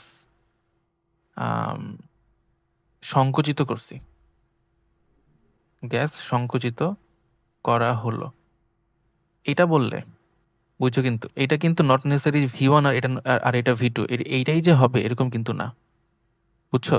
এটা কিন্তু সবসময় না, খুবই সাবধান। এখানে বলছে এত অনুপাতে সংকুচিত করা হলো। সংকোচন করলে কি ভলিউম কমে যায়? সংকোচন করলে ভি যেহেতু কমে, তাই এইটা আমাদের ভি টু হবে আর এটা হবে ভি ওয়ান। অর্থাৎ V one by V two হবে ওয়ান বাই, আচ্ছা, V one by V two হবে 16/1, 16/1। ভি ওয়ান উপরে যাবে 16 আর নিচে 1। এই যে শুরুতে ছিল আয়তন 16, পরে ওটা 1 হয়ে গেছে, ঠিক আছে? তো খুবই সাবধান, হ্যাঁ। যদি প্রসারিত বলে তাহলে তো প্যারাই নাই, তাহলে এটা ভি ওয়ান আর এটা ভি টু, ঠিক আছে? তো ছোট বড়টা একটু বুঝে নিতে হবে যে কত অনুপাতে গ্যাস সংকুচিত করছে, সংকোচন করছে নাকি প্রসারণ করছে। এবং এটা স্পেশালি কার্নোচক্রতে লাগে, বুঝছো? কার্নোচক্রতে তোমাকে বলে যে এখানে আমি এত প্রেসার রেশিওতে কাজ করতেছি, এই যে 1:3 প্রেসার রেশিও। এখন তোমাকে যদি সংকোচন বলে দেয়, সংকোচন মানে কি প্রেসার বাড়ে, তাহলে P two by P one বললে এটা 3/1 হবে, কারণ ওই যে উপরে বড় হবে সংকোচন করলে যেহেতু পি বাড়ে। আর যদি 1:3 প্রেসার রেশিওতে প্রসারণ বলে, 1:3 প্রেসার রেশিওতে যদি প্রসারণ বলে, তাহলে দেখো প্রেসারের প্রসারণ মানে কি পি কমে যাবে, তাই P two by P one বললে কমটা উপরে হবে, মানে 1 উপরে হবে, এটা 3টা নিচে হবে। হ্যাঁ, খুবই ইম্পর্টেন্ট ব্যাপার কিন্তু, এবং কনফিউজিং এবং ভুল করার জায়গা, খেয়াল রেখো। সমচাপীয় প্রক্রিয়া, যে প্রক্রিয়ার চাপ কনস্ট্যান্ট থাকে তাকে আমরা সমচাপীয় প্রক্রিয়া বলি। এসব প্রক্রিয়া জাস্ট একটু ছোটোখাটো, একটু ছোট করে দেখানোর জন্য ডিপি জিরো, বুঝছো? যে চাপের কোনো চেঞ্জ এখানে নাই। তো চাপের যেহেতু কোনো চেঞ্জ নাই, তাহলে ডব্লিউ আমাদের ইন্টিগ্রেশন অফ পি ডিভি, তাই পিটা বাইরে নিয়ে আসলে ইন্টিগ্রেশন অফ ডিভি থাকে, যেটা V two minus V one চলে আসে। তাই সমচাপীয় প্রক্রিয়া কৃতকাজের সূত্র আমরা এটা বলবো। তোমরা বলতে পারো এটা তো এমনিই জানি যে ডিডব্লিউ সমান পি ডেল ভি। না, এমনি জানো না। পি ডেল ভি এটা শুধুমাত্র সমচাপীয় প্রক্রিয়ার জন্যই হয়। যদি অন্য কোনো প্রক্রিয়া বলে তাহলে কিন্তু এইসব হবে না, তাহলে কিন্তু পিডিভি লেখা যাবে না। কারণ যে সমষ্ণ রুদ্রতাপীয় ওইগুলো বললে কিন্তু জিনিসগুলো আলাদা হয়ে যাবে। সূত্র আমরা দেখাইছি একটু আগে। ওকে, সমতাপীয় প্রক্রিয়ায় আমরা কৃতকাজ এইটা বলবো। এখানে V two V one normally আদি আয়তন এবং শেষ আয়তন সমচাপীয় প্রক্রিয়া। এখন সমচাপীয় খেয়াল করো, এখানে P V two minus P V one লিখে N R T two minus N R T one লিখে আমরা এখানে N R T two minus T one লিখতে পারি। এটা আরেকটা সূত্র সমচাপীয় প্রক্রিয়ার জন্য, শুধুমাত্র সমচাপীয় প্রক্রিয়ার জন্যই। ঠিক আছে, যদি তাপমাত্রা পাল্টানো হয়, আর এটা আমরা বলবো যদি আয়তনের কথা হয়, আর এটা করবো যদি আমরা তাপমাত্রার কথা বলি। ঠিক আছে, এই হচ্ছে আমাদের সমচাপীয় প্রক্রিয়ায় কৃতকাজ। হ্যাঁ, এটাই সমচাপীয় প্রক্রিয়া, আমাদের আর তেমন কিছু নাই। সম আয়তন প্রক্রিয়া, সম আয়তন প্রক্রিয়াতে আমাদের ডিভি জিরো মানে ডি ডব্লিউ জিরো, আর ডি ডব্লিউ জিরো মানে কি, তাপগতিবিদ্যার প্রথম সূত্র, ডিকিউ ডিইউ। ডিডব্লিউ যদি জিরো হয়, এই যে ডিকিউ ইকুয়াল টু ডিইউ, অর্থাৎ প্রদত্ত তাপের সম্পূর্ণটাই অন্তঃস্থ শক্তি বৃদ্ধি করতে ব্যয় হবে। ঠিক আছে, এটা এটা যদি প্লাস হয় এটা প্লাস হবে, এটা মাইনাস হলে এটা মাইনাস হবে। অর্থাৎ গ্যাস যতটুকু তাপ ছেড়ে দিবে অন্তঃস্থ শক্তি ততটুকুই কমে যাবে। এগুলা কিন্তু ক্ষতে আসে, এগুলা ক্ষতে আসে। আচ্ছা, এখানে আমরা সবকিছু একসাথে দেখায় রাখছি, বুঝছো? সবকিছু একসাথে দেখায় রাখছি যে কোন প্রক্রিয়ায় কি জিরো, কিভাবে কি হয়, এটা তোমরা দেখো। এখানে একটা ইম্পর্টেন্ট ব্যাপার, এই যে বায়ুর মধ্য দিয়ে শব্দ সঞ্চালন কিন্তু একটা রুদ্ধতাপীয় প্রক্রিয়া, এটা এমসিকিউ এর জন্য বেশ ইম্পর্টেন্ট, বুঝছো? ও আচ্ছা, একটা কথা বলি নাই আমি এখানে, সেটা হলো রুদ্ধতাপীয় প্রক্রিয়া একটা দ্রুতগতির প্রক্রিয়া, খুবই খুবই খুবই ইম্পর্টেন্ট। একটা দ্রুতগতির প্রক্রিয়া, দ্রুতগতির প্রক্রিয়া একটা খুবই ফাস্ট ঘটবে ঘটবে কোশ্চেন তোমাকে হঠাৎ বা আচমকা এইসব ওয়ার্ড বলা থাকবে, বুঝছো? হঠাৎ বা আচমকা এইসব কথা বলা থাকবে কোশ্চেনে, যে একটা গ্যাসকে আমি হঠাৎ প্রসারণ করছি, আচমকা প্রসারণ করছি। ওকে, তো সম আয়তন প্রক্রিয়া, এই যে চলন্ত গাড়ির ভিতরে যদি টায়ার থাকে, এইসব উদাহরণ তোমরা দেখো, এগুলা সেরকম কিছু না। আর হ্যাঁ, সম আয়তন প্রক্রিয়াতে তোমার আমরা চাপীয় সূত্র অ্যাপ্লাই করতে পারি, এটা কেননা সম আয়তন প্রক্রিয়া কি ভি কনস্ট্যান্ট, তো ভি কনস্ট্যান্ট হইলে তোমরা এটা আদর্শ গ্যাসে পড়ছো, আমরা P1/T1 P2/T2 এটা লিখতে পারি।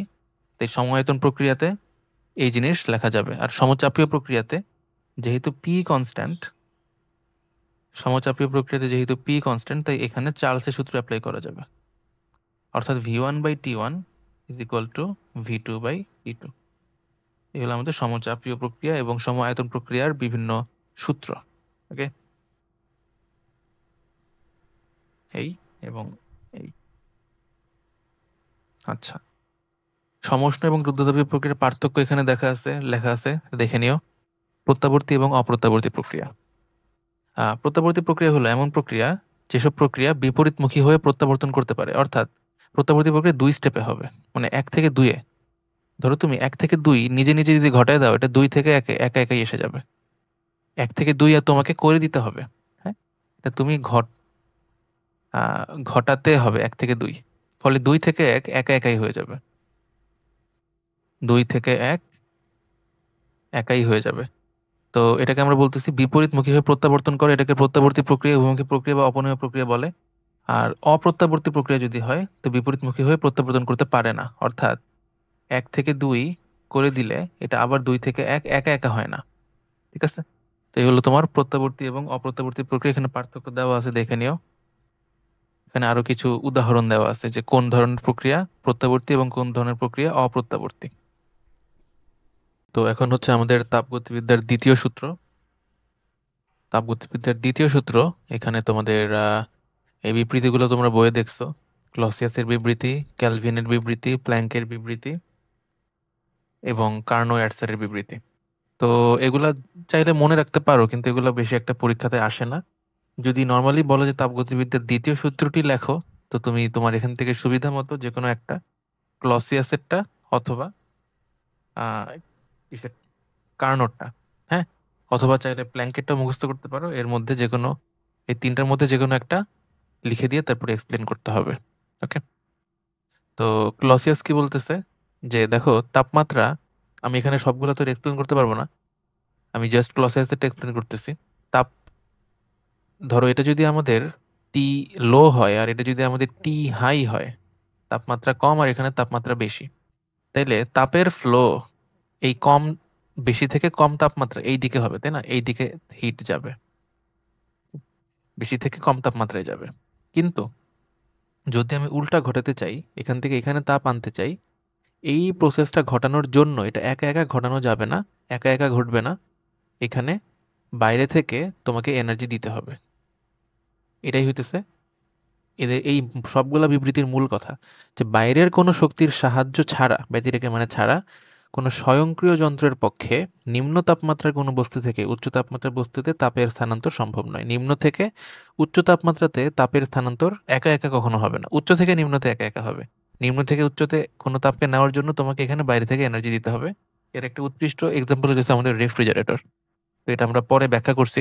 তো এই হলো আমাদের ক্লসিয়াসের বিবৃতি, এবং এখান থেকে তোমরা দেখো নেক্সট হচ্ছে আমাদের তাপীয় ইঞ্জিন। দেখো, তো তাপীয় ইঞ্জিন, এখানে আমাদের তাপ উৎস থাকে এবং একটা তাপ গ্রাহক থাকে, ঠিক আছে? তাপ উৎসের তাপমাত্রা ধরো T1 এবং তাপ গ্রাহকের তাপমাত্রা ধরো T2। তাপ গ্রাহকের তাপমাত্রা ধরো T2, এটা T1 এবং তাপ গ্রাহকের তাপমাত্রা T2। আর এই হচ্ছে তোমার হিট ইঞ্জিন। ওকে, আমাদের এখানে তাপ উৎসের তাপ ধারণ ক্ষমতা, হ্যাঁ, তাপ ধারণ ক্ষমতা অনেক বেশি হওয়া লাগে, এগুলো এমসিকিউর জন্য মনে রেখো। অনেক বেশি হইতে হবে, এবং তাপ গ্রাহকেরও তাপ ধারণ ক্ষমতা অনেক বেশি হইতে হবে, উৎস এবং গ্রাহক দুইটারই। তাপ ধারণ ক্ষমতাকে ধরে আমি সি দিয়ে যদি বলি, তো সি এখানে অনেক বেশি হতে হবে। ওকে, এগুলোর ব্যাখ্যা এখানে আর করা সম্ভব না যেহেতু রিভিশন ক্লাস। তাপ উৎস T1 এবং তাপ গ্রাহকের তাপমাত্রা T2। তো হিট ইঞ্জিনটা কি করে? তাপ উৎস থেকে তাপ নেয় আর তাপ গ্রাহকে তাপ ছাড়ে। তো ধরো সে তাপ উৎস থেকে Q1 পরিমাণ তাপ নিছে, এটা হলো গৃহীত তাপ। তাপ উৎস থেকে Q1 গ্রহণ করছে এবং তাপ গ্রাহকে সে বর্জন করতেছে Q2, এটা বর্জিত তাপ। তাপ উৎস থেকে গৃহীত তাপ Q1, তাপ গ্রাহকে বর্জিত তাপ Q2, এই দুইটা সমান হয় না।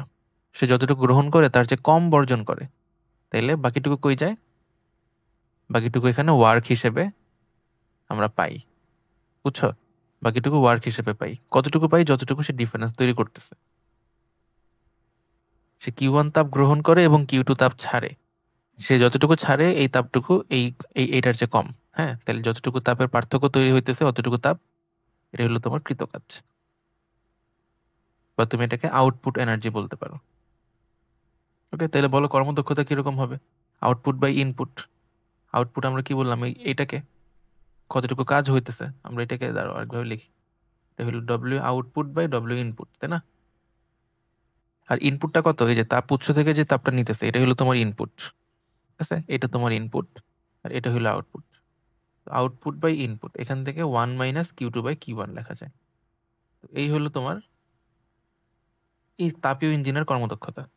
এইটা যে কোনো ইঞ্জিনের ক্ষেত্রে কাজ করবে, যে কোনো ইঞ্জিন,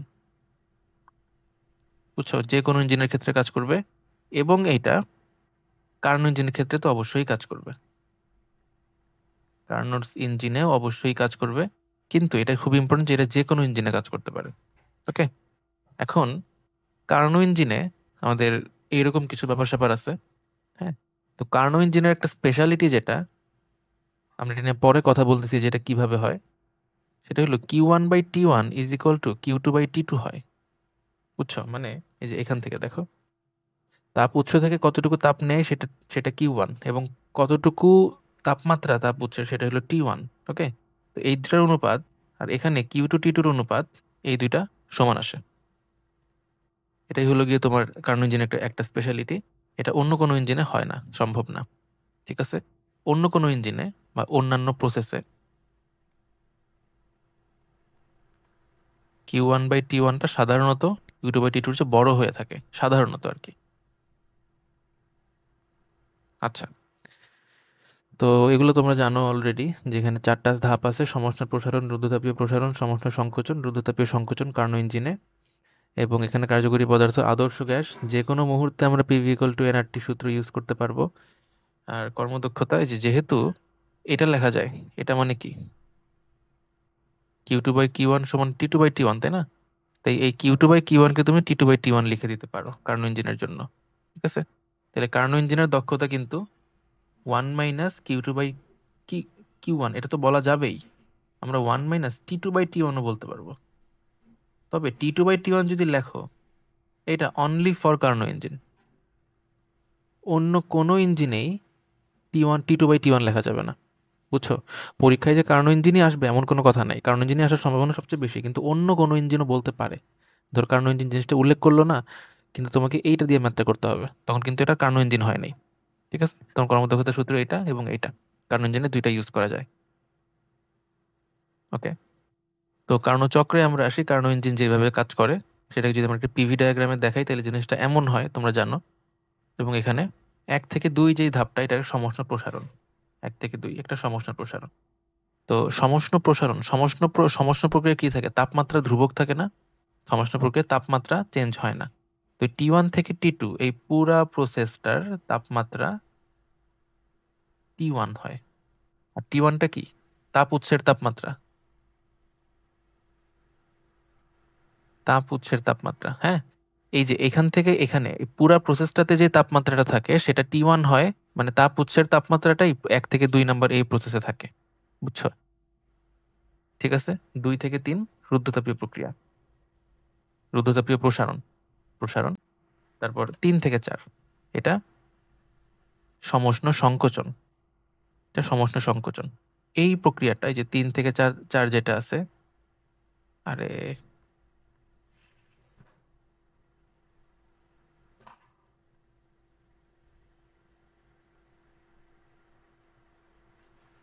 3 থেকে 4, এটা হলো 3 থেকে 4, এটা হলো তোমার T2।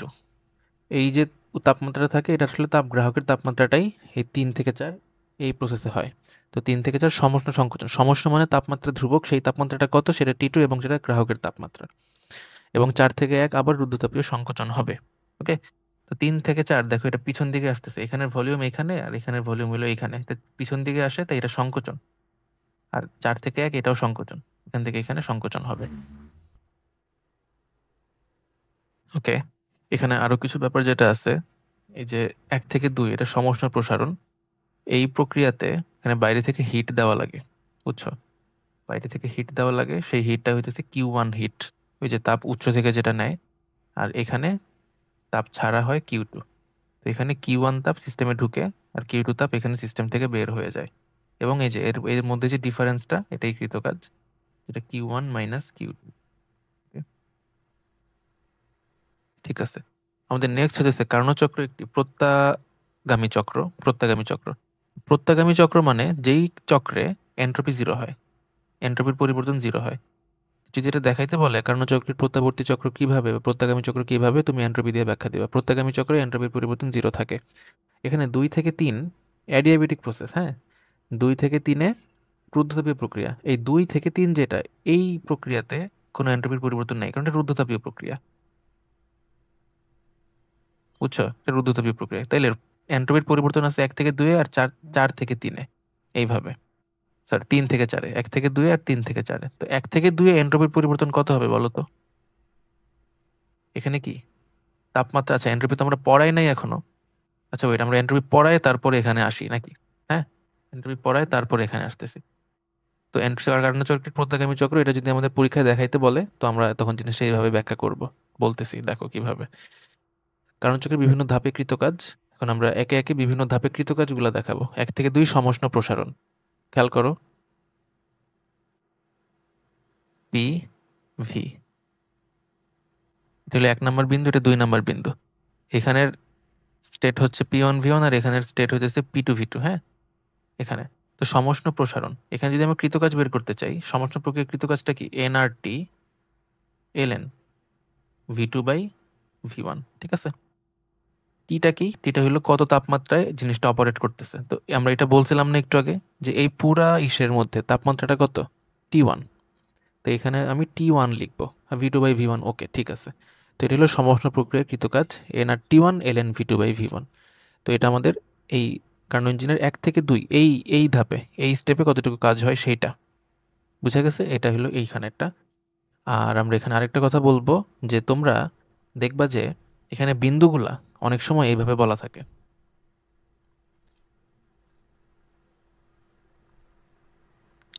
যে এইটা P1 V1 T1, এটা P2 V2 এবং T1। তো এরকম বিন্দু থাকলে বুঝতে হবে যে এখানেও তাপমাত্রা T1, এখানেও তাপমাত্রা T1, তাই সম্পূর্ণ লাইনের তাপমাত্রায় T1, তাই এটা একটা T1 তাপমাত্রার লাইন এবং এখানে এটা একটা সমষ্ণ প্রক্রিয়া। ঠিক আছে, এটা গেল সমষ্ণ প্রক্রিয়াকৃত কাজ। ওকে, এটা গেল। তারপরে আমাদের রুদ্ধতাপীয় প্রসারণ, এটা আমাদের 2 থেকে 3 নাম্বার যে ধাপটা সেটা। যদি একটা পি হয়, এটা যদি ভি হয়, 2 এখানে আর 3 এখানে, হ্যাঁ 2 থেকে 3 এইভাবে আসতেছে। তো এই পয়েন্টটার যে স্টেট সেটা কি P2V2, তাই না? আর এটা কি P3V3। আর তাপমাত্রাটা খেয়াল করবা, এইখানের তাপমাত্রা কিন্তু T1, হ্যাঁ এখানের তাপমাত্রা কিন্তু T1, কেননা এই যে এটা তো এই বিন্দুটাই, তাই না, এই বিন্দুটাই তো। তো এখানের এই পুরো লাইনে তাপমাত্রা T1, এই বিন্দু পর্যন্ত তাপমাত্রা T1, তো এখানে তাপমাত্রা T1। আর এখানে তাপমাত্রাটা কত হবে দেখো, এই যে এই পুরো লাইনের তাপমাত্রা হলো T1, এই সম্পূর্ণ লাইনের তাপমাত্রা হলো T2। তাহলে এই বিন্দুর তাপমাত্রা কি টি টু হবে, যেটা কিনা তাপ গ্রাহকের তাপমাত্রা। তো এই বিন্দুর তাপমাত্রা কিন্তু T2, খেয়াল রেখো। ওকে, তো এখন তোমাকে এই 2 আর 3 এই 2 বিন্দুর মধ্যে বিভিন্ন জিনিস করতে বলতে পারে। ঠিক আছে, প্রথমত আমরা কৃতকাজ দেখাইতেছি যে কৃতকাজটা কি হবে, ডব্লিউ 2 থেকে 3। রুদ্ধতাপীয় প্রক্রিয়ার কৃতকাজের সূত্র অ্যাপ্লাই করবো, N R by gamma minus 1 T1 minus T2। ঠিক আছে, that's it. T1 minus T2, T1 হইলো AT1 আর T2 হইতেছে AT2। T1টা আদি আর T2টা হলো শেষ। ওকে, এন যদি অনেক সময় না জানা থাকে, এন তুমি কিন্তু পিভি ইকুয়াল টু এনআরটি থেকে বের করতে হবে। অনেক সময় এন দেওয়া থাকে না, এখান থেকে বের করা লাগে। ঠিক আছে, খেয়াল করো। অথবা যদি অনেক সময় বলে যে 16 গ্রাম মিথেন গ্যাস নিয়ে আমি কাজ করতেছি, তখন এন তো তুমি ওই যে কি বলে 1 মোল, এইভাবে বের করে নিবা যে ভর by N is equal to W by M. ভরকে আণবিক ভর দিয়ে ভাগ করলে আমরা এইভাবে পাবো। ওকে, আর যেই গ্যাসই হোক, তোমার কার্নো ইঞ্জিনে এর কোনো ইফেক্ট নাই, বুঝছো, যেই গ্যাসই আমরা ইউজ করি। ওকে, তো এটা হলো রুদ্ধতাপীয় প্রসারণ 2 থেকে 3। এখন 2 থেকে 3 এখানে অনেক কিছুই বলতে পারে, বুঝছো, এখানে অনেক কিছুই বলতে পারে। এখানে তোমাকে V2V3 অনুপাত দেওয়া থাকতে পারে। এটা কি রুদ্ধতাপীয় প্রসারণ না? রুদ্ধতাপীয় প্রসারণ। তো বললো এখানে আমি 1:3 অনুপাতে প্রসারণ ঘটাইছি। হ্যাঁ, যদি বলে 1:3 অনুপাতে প্রসারণ ঘটাইছি, এখন তোমাকে টি2 দেওয়া নাই, বলছে T2 বের করো। ওকে, টি ওয়ানটা দেওয়া আছে। তো এখানে T2 বের করার জন্য কিন্তু ওই যে তোমাকে T1V1 gamma minus 1 equal to T2V2 gamma minus 1 এই সূত্র অ্যাপ্লাই করতে হবে। ঠিক আছে, তবে এখানে ব্যাপার আছে, আমাদের T1V1 দ্বারা আমরা 1 দ্বারা কি আদি অবস্থা এবং 2 দ্বারা এখানে শেষ অবস্থা ফাইনাল অবস্থা বুঝাইতেছিলাম। এখানে কিন্তু আদি অবস্থা সবগুলা 1 না, দেখছো, সবগুলা 1 না, এখানেও সবগুলা 2 না বা 3 আছে এখানে। তাহলে এই কেসের জন্য আমার এই সূত্রটা একটু চেঞ্জ হয়ে যাবে। কিভাবে চেঞ্জ হবে, এটাই আমার আদি অবস্থা, এইটা আমার শেষ অবস্থা, বুঝছো। তাহলে আদি অবস্থায় টি ওয়ান তো T1 আছে। ওকে, আদি অবস্থায় ভি কত, V2 না? তাই এই V1টা তুমি বলবো যে এটা V2। ঠিক আছে, তারপর T2 শেষ অবস্থার তাপমাত্রা, শেষ অবস্থায় তাপমাত্রা, হ্যাঁ T2 আছে। শেষ অবস্থার আয়তন কত, V3 না? তাইলে এখানে তুমি বলবো যে এটা V3। ওকে, তাহলে সূত্রটা কিন্তু আমরা লিখবো এইভাবে, T1V2 to the power gamma minus 1 equal to T2V3 to the power gamma minus 1। এইভাবে আমরা সূত্রটা বলবো এবং মানও ওই ওই হিসাবে বসাবো। ঠিক আছে, এবং তোমরা জানো এখানে এসব ম্যাথ কীভাবে করতে হয়, যে 1:3 প্রসারণ। তাহলে এখানে দেখো V2 আর V3 প্রসারণ ঘটছে, এটা আমরা একটু আগে বলছি না? তো তাহলে V3/V2 কত হবে, প্রসারণ যেহেতু, তাই 3/1 হবে, বুঝছো। তাহলে এখান থেকে আমরা T1/T2 equal to V3/V2 whole to the power gamma minus 1 করে পরের লাইনে এই V3/V2 জিনিসটাকে 3/1 লিখে দিব। হ্যাঁ, যে এই জিনিসটা 3/1 লিখে দেব, দ্যাটস ইট। ঠিক আছে, পরে আর কি হিসাবটা করে ফেলা যাবে। T1 যদি জানা থাকে তুমি T2 বের করতে পারবা। এইভাবে কিন্তু আমরা করতে পারি। তাহলে এখানে কিন্তু এসব সূত্র করা যায়, বুঝছো, এসব সূত্র করা যায়। তো আর যদি T1P1 করতে চাও, তাহলে এই যে এই সূত্র যেমন এরকম আকৃতি চেঞ্জ হয়ে গেল, ওইটাও কিন্তু এরকম চেঞ্জ হয়ে যাবে, বুঝছো। আমি লিখতেছি দেখো, T1P1 1 minus gamma by gamma, T2P2 1 minus gamma by gamma. এই যে এখন তাপমাত্রাগুলো পাল্টে যাবে। দেখো এটা কি আদি অবস্থা, আদি অবস্থায় তাপমাত্রা T1 ছিল, এটা T1 থাকবে। আদি অবস্থায় চাপ কত, P2 না? তো এইটা আর P1 থাকবে না, P2 হয়ে যাবে। ওকে, তারপরে এখানে শেষ অবস্থায় তাপমাত্রা T2 আছে, এখানে T2 আছে। ওকে, P2, এখানে কি P2 আছে না, এখানে P3, তাই এটা P3 হয়ে যাবে। তাই এইটা সূত্র এবং এইটা সূত্র, এবং আমি এটাও এখানে আরেকবার লিখে দিতেছি, রিপিট করে দিতেছি, T1 V2 gamma minus 1, T2 V3 gamma minus 1। ঠিক আছে, খেয়াল রেখো কিন্তু। ওকে, এগুলো রুদ্ধতাপীয় প্রসারণ। তারপর আবার 3 থেকে 4 সমষ্ণ সংকোচন। সংকোচন যেহেতু এখানে কিন্তু কৃতকাজ মাইনাস হবে, বুঝছো? সংকোচন যেহেতু কৃতকাজ মাইনাস হবে, এটা তোমার 3 নাম্বার এবং এটা 4 নাম্বার। এই যে 3 থেকে 4, এই হলো তোমার 3 থেকে 4। তো এখানে আমাদের আয়তন কমতেছে, তাই এটা একটা নেগেটিভ কাজ হবে, এবং সংকোচন এটা এখানের P3V3 আর এখানে কত P4V4, তাই না? P4V4। আর তাপমাত্রা, এটা কিন্তু সমষ্ণ প্রক্রিয়া, আমরা বলতেছি শুরু থেকেই সমষ্ণ প্রক্রিয়ায় তাপমাত্রা ধ্রুবক থাকে। এই পুরো লাইনের তাপমাত্রা T2, তাই এখানের তাপমাত্রাও T2, আবার এখানের তাপমাত্রাও কিন্তু T2। ওকে, এখন 3 থেকে 4-এ যদি তুমি বলো আমি এখানে কৃতকাজ বের করতে চাই, ধরো W is equal two nRT। আমরা প্রথমে সূত্রটা লিখি, আমাদের যে মুখস্থ সূত্র আছে, nRT ln V2/V1। তাহলে এখানে দেখো nRT, টিটা কি তাপমাত্রা, এখানে তাপমাত্রা কত এই প্রক্রিয়ায় T2, তাই এখানে T2 হবে। আর V2/V1, V2 মানে শেষ আর V1 মানে আদি। এখানে কিন্তু এইটা তোমার আদি অবস্থা আর এটা তোমার শেষ অবস্থা, বুঝছো? এটা আদি অবস্থা এবং এটা শেষ অবস্থা। তাহলে আদি অবস্থাটা V3, তাহলে V1টা V3 লিখতে হবে, আর শেষ অবস্থাটা V4, তাই V2টা V4 লিখতে হবে। এই সূত্রটা দাঁড়াবে এরকম, nRT2, দাঁড়াও, nRT2 ln V4/V3। তোমাকে এক্সট্রা কিছু করতে হবে না, এখান থেকে এটা অটোমেটিক মাইনাস আসবে। বুঝা গেছে? এখানে এটা নেগেটিভ আসবে, সমস্যা এখানে আর কিছু তেমন বলার নাই। তবে এই যে এখানে কিন্তু তাপমাত্রা চাপের এই কি বলে চাপ আয়তনের এই যে এরকম রিলেশন লেখা যাবে, P3V3 is equal two P4V4, কেননা বয়লের সূত্র মানে, বুঝছো? আমার এই যে প্রথমটাতে এখানে লিখতে বলতে ভুলে গেছি, এখানে P1V1 ইকুয়াল টু P2V2 এইসব করা করা যেতে পারে। এবং আমরা কিন্তু বলছিলাম যে এখানে কিন্তু আরো অন্যান্য সূত্র আছে, সূত্র কিন্তু 6টা আসলে সমষ্ণ প্রক্রিয়ার জন্য। V2/V1 এটাকে P1/P2 লেখা যাবে, ঠিক আছে? তারপর nRT1 এটাকে P1V1 লেখা যাবে, এটাকে P2V2ও লেখা যাবে। এইসব ভেরিয়েশন কিন্তু এখানে করা যেতে পারে। তারপরে এখানেও V4/V3 এটার তুমি P3/P4ও লিখতে পারো।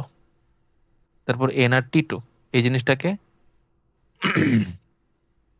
nRT2, তো আচ্ছা এখানে P3V3 আর P4V4, তাই না? তো এটাকে P3V3 লেখা যায় এবং P4V4ও লেখা যাবে, ঠিক আছে? খেয়াল রেখো। ওকে, এই হচ্ছে আমাদের সমষ্ণ সংকোচন। আর ফাইনালি রুদ্ধতাপীয় সংকোচন, যেটা রুদ্ধতাপীয় সংকোচন PV, এই যে এটা ছিল 4 থেকে 1, এখানেও কৃতকাজ নেগেটিভই আসবে যেহেতু সংকোচন। তো এখানের এটা ছিল P4V4 আর এটা হলো P1V1। আর তাপমাত্রা, এই যে পুরো লাইনের তাপমাত্রা T1 ছিল, তাই না? এই যে আমাদের কই গেল, যে এখানে T1 ছিল পুরাটা, তাই এটা কিন্তু এই T1 থাকবে আর এটা কিন্তু T2 থাকবে। আশা করি বুঝতেছ যে আমাদের এই পুরো লাইনের তাপমাত্রা, এখানে তাপমাত্রা T1 আর এখানে তাপমাত্রা কত T2 হবে। এটা T2 আর এটা T1। তাহলে এই সূত্র nR/γ-1 T1 - T2। এই যে এখানে এটা কিন্তু আদি ছিল আর এটা কিন্তু শেষ ছিল। এই যে এখানে আদি কোনটা আর শেষ কোনটা, এখানে হলো পার্থক্য। আদি কোনটা, এখানে এই দিকে গেছে, তো এইটা কিন্তু আদি আর এইটা কিন্তু শেষ। তাহলে আদি অবস্থায় তাপমাত্রা T2, তাই আদি এটা T1টা T2 হয়ে যাবে, আর শেষ অবস্থায় এটা T1, এটা T1 হয়ে যাবে। তাই nR/γ-1 T2 - T1 তুমি লিখবা এবং অটোমেটিকলি এটা নেগেটিভই আসবে, বুঝছো? রুদ্ধতাপীয় সংকোচন। এবং এখানেও তুমি কিন্তু যে পিভি গামা কনস্ট্যান্ট, তারপর টিভি গামা-1 কনস্ট্যান্ট, তারপর T1 - গামা/গামা কনস্ট্যান্ট, এগুলোও করা যাবে এখানে। হ্যাঁ, তো আমি এগুলো ওইখানে বুঝাই দিছিলাম রুদ্ধতাপীয় প্রসারণের সময়, তো এখানে এখন আর বলতেছি না। এই গেল আমাদের রুদ্ধতাপীয় সংকোচন এবং প্রত্যেক ধাপে কৃতকাজ। তোমাকে বলতে পারে মোট কৃতকাজ কত, তখন তোমাকে 4 ধাপে কৃতকাজ বের করে যোগ দিতে হবে। 2 3 এখানে লিখি নাই আর, তাই না? এটা 3 থেকে 4, এটা 3 থেকে 4, আর এটা 4 থেকে 1, 4 থেকে 1। এই হলো আমাদের 4 ধাপের 4টা কৃতকাজ। এগুলো কিন্তু বের করলে তুমি মোট কৃতকাজ পাবা। তাহলে W net is equal two 1 থেকে 2, 2 থেকে 3, 3 থেকে 4, 4 থেকে 1। এই বোঝা গেছে? এই হলো আমাদের রুদ্ধতাপীয় প্রক্রিয়া, সরি, কার্নো ইঞ্জিনের ক্ষেত্রে টোটাল কৃতকাজ আমরা এইভাবে বের করি। এবং এই পুরা ক্ষেত্রফলটা কিন্তু কি নির্দেশ করে বলো দেখি? এখানে যে ক্ষেত্রফলটা আমরা বের করতেছি, সরি, এখানে যে আমরা টোটাল কৃতকাজটা বের করতেছি, এটা কিন্তু এই সম্পূর্ণ ক্ষেত্রফলটাকে নির্দেশ করে, এই ক্ষেত্রফলটাকে নির্দেশ করে। এটা এমসিকিউর জন্য মনে রাখো। নেক্সট হচ্ছে আমাদের রেফ্রিজারেটর। এরকম লাল কালার ফ্রিজ কাদের কাদের বাসায় আছে? আমাদের রেফ্রিজারেটরের ক্ষেত্রে এটাকে আমরা বলতেছি হলো reverse Carnot engine. Carnot engine যেভাবে কাজ করে এটা তার উল্টা। তো দেখো, তাপ উৎস, এখানে খাবার তাপ উৎস হিসেবে কাজ করে রেফ্রিজারেটরের ক্ষেত্রে, এবং আমাদের যে পরিবেশ সেটা তাপ গ্রাহক হিসেবে কাজ করে। এখানে ব্যাপারটা কিন্তু একটা উল্টা ব্যাপার। দেখো, ফ্রিজের ভিতরে তো তাপমাত্রা কম থাকে নাকি? ফ্রিজের কি কালার দিয়ে দেখাই? যেটা দিয়ে দেখাবো দেখা যাবে না। ফ্রিজের ভিতরে, ফ্রিজের ভিতরে, ফ্রিজের ভিতরে তাপমাত্রা কম, আর ফ্রিজের বাইরে কিন্তু তাপমাত্রা বেশি। এই যে এখানে ফ্রিজের বাইরে তাপমাত্রা বেশি। এখন ফ্রিজ কি করে? ভিতর থেকে তাপ নিয়ে, এই ভিতর থেকে তাপ নিয়ে বাইরে নিয়ে ছাড়ে, তাই না? ফ্রিজের ভিতর থেকে তাপ নিয়ে বাইরে নিয়ে ছাড়ে। তাইলে ফ্রিজের ভেতরে এখানে তো ঠান্ডা, আর বাইরে কি? ফ্রিজের বাইরে গরম থাকে। তো ফ্রিজে তুমি যখন কোনো খাবার রাখতেছো, সে ওই খাবার থেকে, হ্যাঁ, ওই খাবার থেকে তাপ নিতেছে, ওই তাপটা নিয়ে বাইরে ছাড়তেছে। বুঝছো? তো এই যে জিনিসটা হইল, ঠান্ডা জায়গা থেকে বা টি লো থেকে গরম জায়গায় বা টি হাইতে যে হিট যাইতেছে, এই যে এটাই তাপগতিবিদ্যার দ্বিতীয় সূত্র ছিল, যে এইটা একা একা কখনো হবে না। এটা ঘটানোর জন্য তোমাকে এনার্জি দিতে হবে। আর এই এনার্জিটাই কি? তড়িৎ শক্তি হিসেবে আমরা এখানে দিয়ে থাকি। বুঝছো? তড়িৎ শক্তি হিসেবে দেওয়া হয়ে থাকে। তো রেফ্রিজারেটর কি করে? তাপ উৎস থেকে খাবার খাবার থেকে তাপ নেয় এবং তাপ গ্রাহকে খাবারটা তাপটা ত্যাগ করে, এবং এর মধ্যবর্তী যে ডিফারেন্সটা সেটাই আর কি ওর কৃতকাজ। তো খেয়াল করো, এটাকে আমরা লিখতেছি তাপ উৎস থেকে সে ধরো Q1 পরিমাণ তাপ নেয়,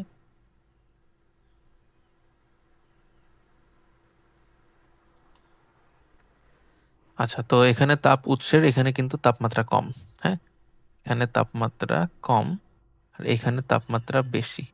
তো ওই হিসেবে আমরা জিনিসটাকে তাপ ইঞ্জিনের সাথে মিল রাখার জন্য এখানের তাপমাত্রাটাকে T1 ধরতেছি, আর এখানের তাপমাত্রাটাকে T2 ধরতেছি। বুঝছো?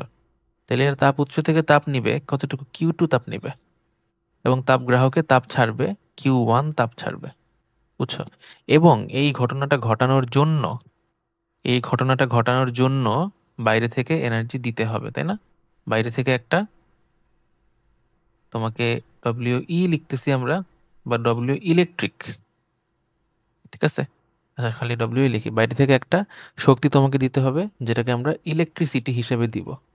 ইলেকট্রিক একটা এনার্জি দিলে তখন সে এই কাজটা করতে পারবে। বুঝছো? তাইলে শক্তির সংরক্ষণশীলতা নীতি অ্যাপ্লাই করো, যে সে খাবার থেকে Q2 তাপ নিল, কারেন্ট থেকে এই ডব্লিউ পরিমাণ হিট বা এই পরিমাণ এনার্জি নিল, এবং সে ছাড়তেছে হলো সে Q1। তো এটা হলো তোমার নেওয়া, ফ্রিজে কতটুকু তাপ ঢুকতেছে, আর এটা হলো কতটুকু তাপ সে ছাড়ে। এই দুটো সমান সমান হবে। বুঝছো? এই দুইটা সমান সমান হবে। তাইলে তোমার ডব্লিউটা কতটুকু হয়? Q1 মাইনাস Q2 হবে। অর্থাৎ এটা একটা ফ্রিজ চালাইলে কতটুকু বৈদ্যুতিক শক্তি খরচ হবে সেটা তুমি এই সব এই এই এরকম একটা ব্যাপার থেকে হিসাব করতে পারো, যে কতটুকু কারেন্ট লাগবে। এটা জুলে আসবে অ্যান্সার, হ্যাঁ, যদি তুমি এগুলো জুলে বসাও। Q1 মাইনাস Q2, Q1টা কি? পরিবেশে কতটুকু ছাড়ে, আর Q2টা হইতেছে তাপ থেকে কতটুকু খাবার নেয়। এখানে আরেকটা খুবই ইম্পর্টেন্ট ব্যাপার, যে তোমার এই যে Q1টা কিন্তু Q2-র চেয়ে বড় হবে, খুবই অবভিয়াস। Q2-র চেয়ে বড় হবে না, Q1-এর সাথে W যোগ করে এটা হইতেছে। অর্থাৎ খাবার থেকে যতটুকু তাপ ফ্রিজ কমায় ফেলে তার চেয়ে বেশি তাপ কিন্তু সে পরিবেশে ছাড়ে। বুঝছে, এটা একটা খুবই ইম্পর্টেন্ট পয়েন্ট। ফ্রিজ কি করে? খাবার থেকে যত তাপ নেয় তার চেয়ে বেশি তাপ সে পরিবেশে ছাড়ে। বুঝছো? সে পরিবেশে ছাড়ে। কতটুকু বেশি ছাড়ে? কতটুকু বেশি ছাড়ে? এই যে যতটুকু ডব্লিউ ইলেকট্রিক সে নেয়, মানে মোট কথা তার খাবার থেকে নেওয়া তাপ, খাবার থেকে নেওয়া তাপ প্লাস ইলেকট্রিসিটি থেকে নেওয়া তাপ, যে সে তাপে কনভার্ট করে তারপরে সে পরিবেশে ছাড়ে। তাই এই কারণে আর কি এসি টেসি অত একটা ইউজ করা ভালো না, বুঝছো? কারণ যতটুকু সে ঠান্ডা করে তার চেয়ে বেশি তাপ সে পরিবেশে ছাড়ে সবসময়। রেফ্রিজারেটর, এসি সব ক্ষেত্রেই একই রকম কথা। ওকে, তাইলে এখানে আমাকে বলো একটু, আমার এখানে আউটপুট কোনটা আর ইনপুট কোনটা? আমার এখানে আউটপুট হইতেছে খাবার থেকে কতটুকু তাপ আমি নেই। এখানে সবাই ভুল বলবে যে এখানে আউটপুট হইতেছে তোমার এই যে এইটা, বুঝছো? এটা আসলে আসলে এটা আউটপুট। একটা জিনিস আমি কেন ইউজ করতেছি, ফ্রিজ ইউজ করা হয় খাবার ঠান্ডা করার জন্য, তাহলে খাবার থেকে সে যে তাপটা নিবে, যত বেশি তাপ নিবে Q2 যত বেশি হবে আমি তত বেশি আউটপুট পাবো না, বুঝছো? তো Q2টা হলো আমার আউটপুট, আর আমার ইনপুটটা কি? ইলেকট্রিক এনার্জি যেটা। তাহলে তুমি যদি এখান থেকে লেখো ফ্রিজের এই যে এখানে সিওপি, যেটাকে আমরা বলতেছি কার্য সম্পাদন সহগ, এটা তো অবশ্যই আউটপুট বা ইনপুটই হবে, বুঝছো? আউটপুটটা কি? আউটপুট আমরা বলতেছি খাবার থেকে কতটুকু তাপ নিতেছে, যেটা কিনা Q2, আর ইনপুট বলতেছি এইটা। তাহলে এইটা একটা সিওপির সূত্র। আর Q2টা কি বলো দেখি? আমরা ডব্লিউটাকে এই যে এখান থেকে লিখতে পারি, ডব্লিউ ইকুয়াল টু কি? Q1 minus Q2। ওকে, Q1 মাইনাস Q2। তো এটা আমাদের সিওপির সূত্র। ওকে, এটা যে কোনো রেফ্রিজারেটরের ক্ষেত্রে লেখা যাবে। যে কার্নোর রেফ্রিজারেটর হয়, কার্নোর যদি রেফ্রিজারেটর হয় তাহলে এটাকে T2 by T1 minus T2 লেখা যাবে। ওকে, T1 T2 কি এগুলো আমরা এখানে বলে দিচ্ছি, হ্যাঁ? এই যে T1 হইতেছে পরিবেশের তাপমাত্রা, আর T2 হইতেছে খাবারের তাপমাত্রা।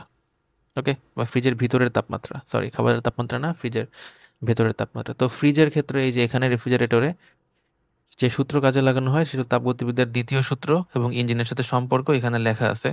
ওকে, তারপর ইঞ্জিনের সাথে রেফ্রিজারেটর একটা পার্থক্য এখানে দেখানো আছে, এটা দেখে নিও।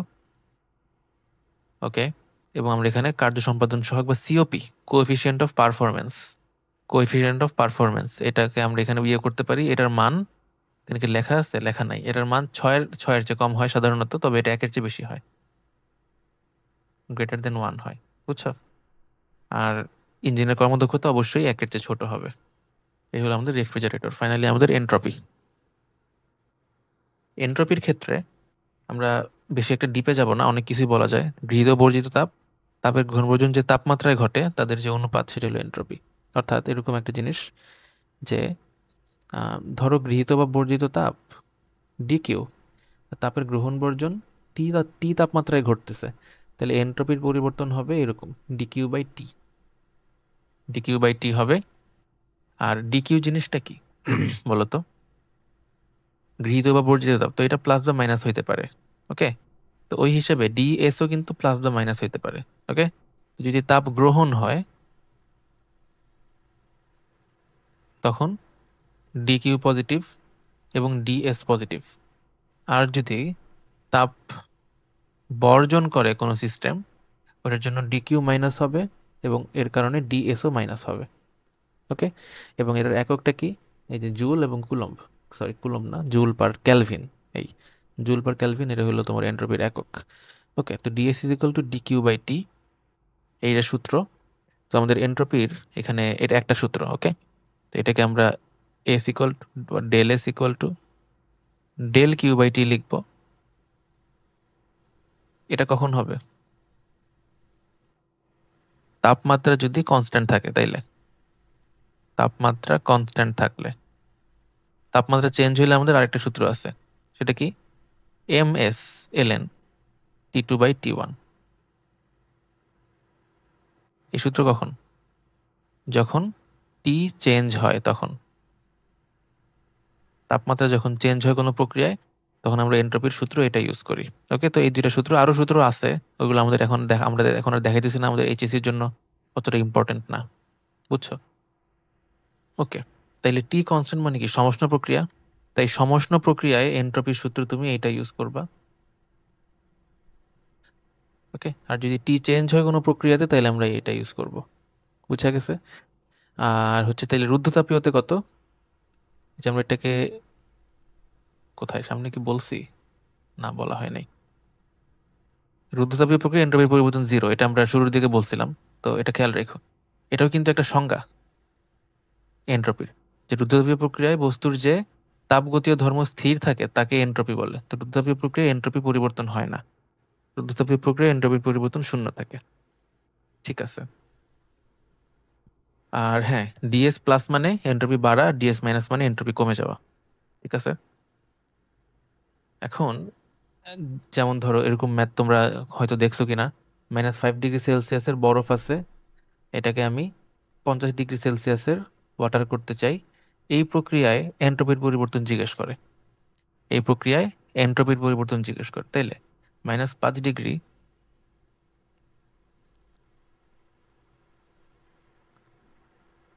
সেলসিয়াস বরফ, এইটা গরম করলে 0 ডিগ্রি সেলসিয়াসের বরফ, এখান থেকে 0 ডিগ্রি সেলসিয়াসের ওয়াটার, ওয়াটার হয়ে যাওয়ার পরে 50 ডিগ্রি সেলসিয়াসের ওয়াটার। ঠিক আছে। তো এখানে ধরো এন্ট্রপির পরিবর্তন ΔS1, এখানে এন্ট্রপির পরিবর্তন ΔS2, এখানে এন্ট্রপির পরিবর্তন ΔS3। তো ΔS1টা কি হবে? ΔS1টা হবে, এখানে দেখো তাপমাত্রা পরিবর্তন ঘটছে, এখানে তুমি MsLN T2/T1 দিবা। ঠিক আছে। ΔS2, এখানে দেখো তাপমাত্রার পরিবর্তন ঘটে নাই, এখানে তুমি ΔQ/T লিখবা। আর ΔQটা কি হবে? তোমরা এটা পড়ছো স্কুলে, MLF। ওকে, MLF। আর ΔS3 কি হবে? তাপমাত্রা পরিবর্তন ঘটছে, তাই MsLN T2/T1 হবে। এখানে এসতে হলো আপেক্ষিক তাপ, আর এমতে হলো ভর। ধর যদি 2 কেজি ভরের বরফ বলে, তাইলে এই এমটা 2 কেজি হবে সব সূত্রে। আর এই এসটা হলো আপেক্ষিক তাপ।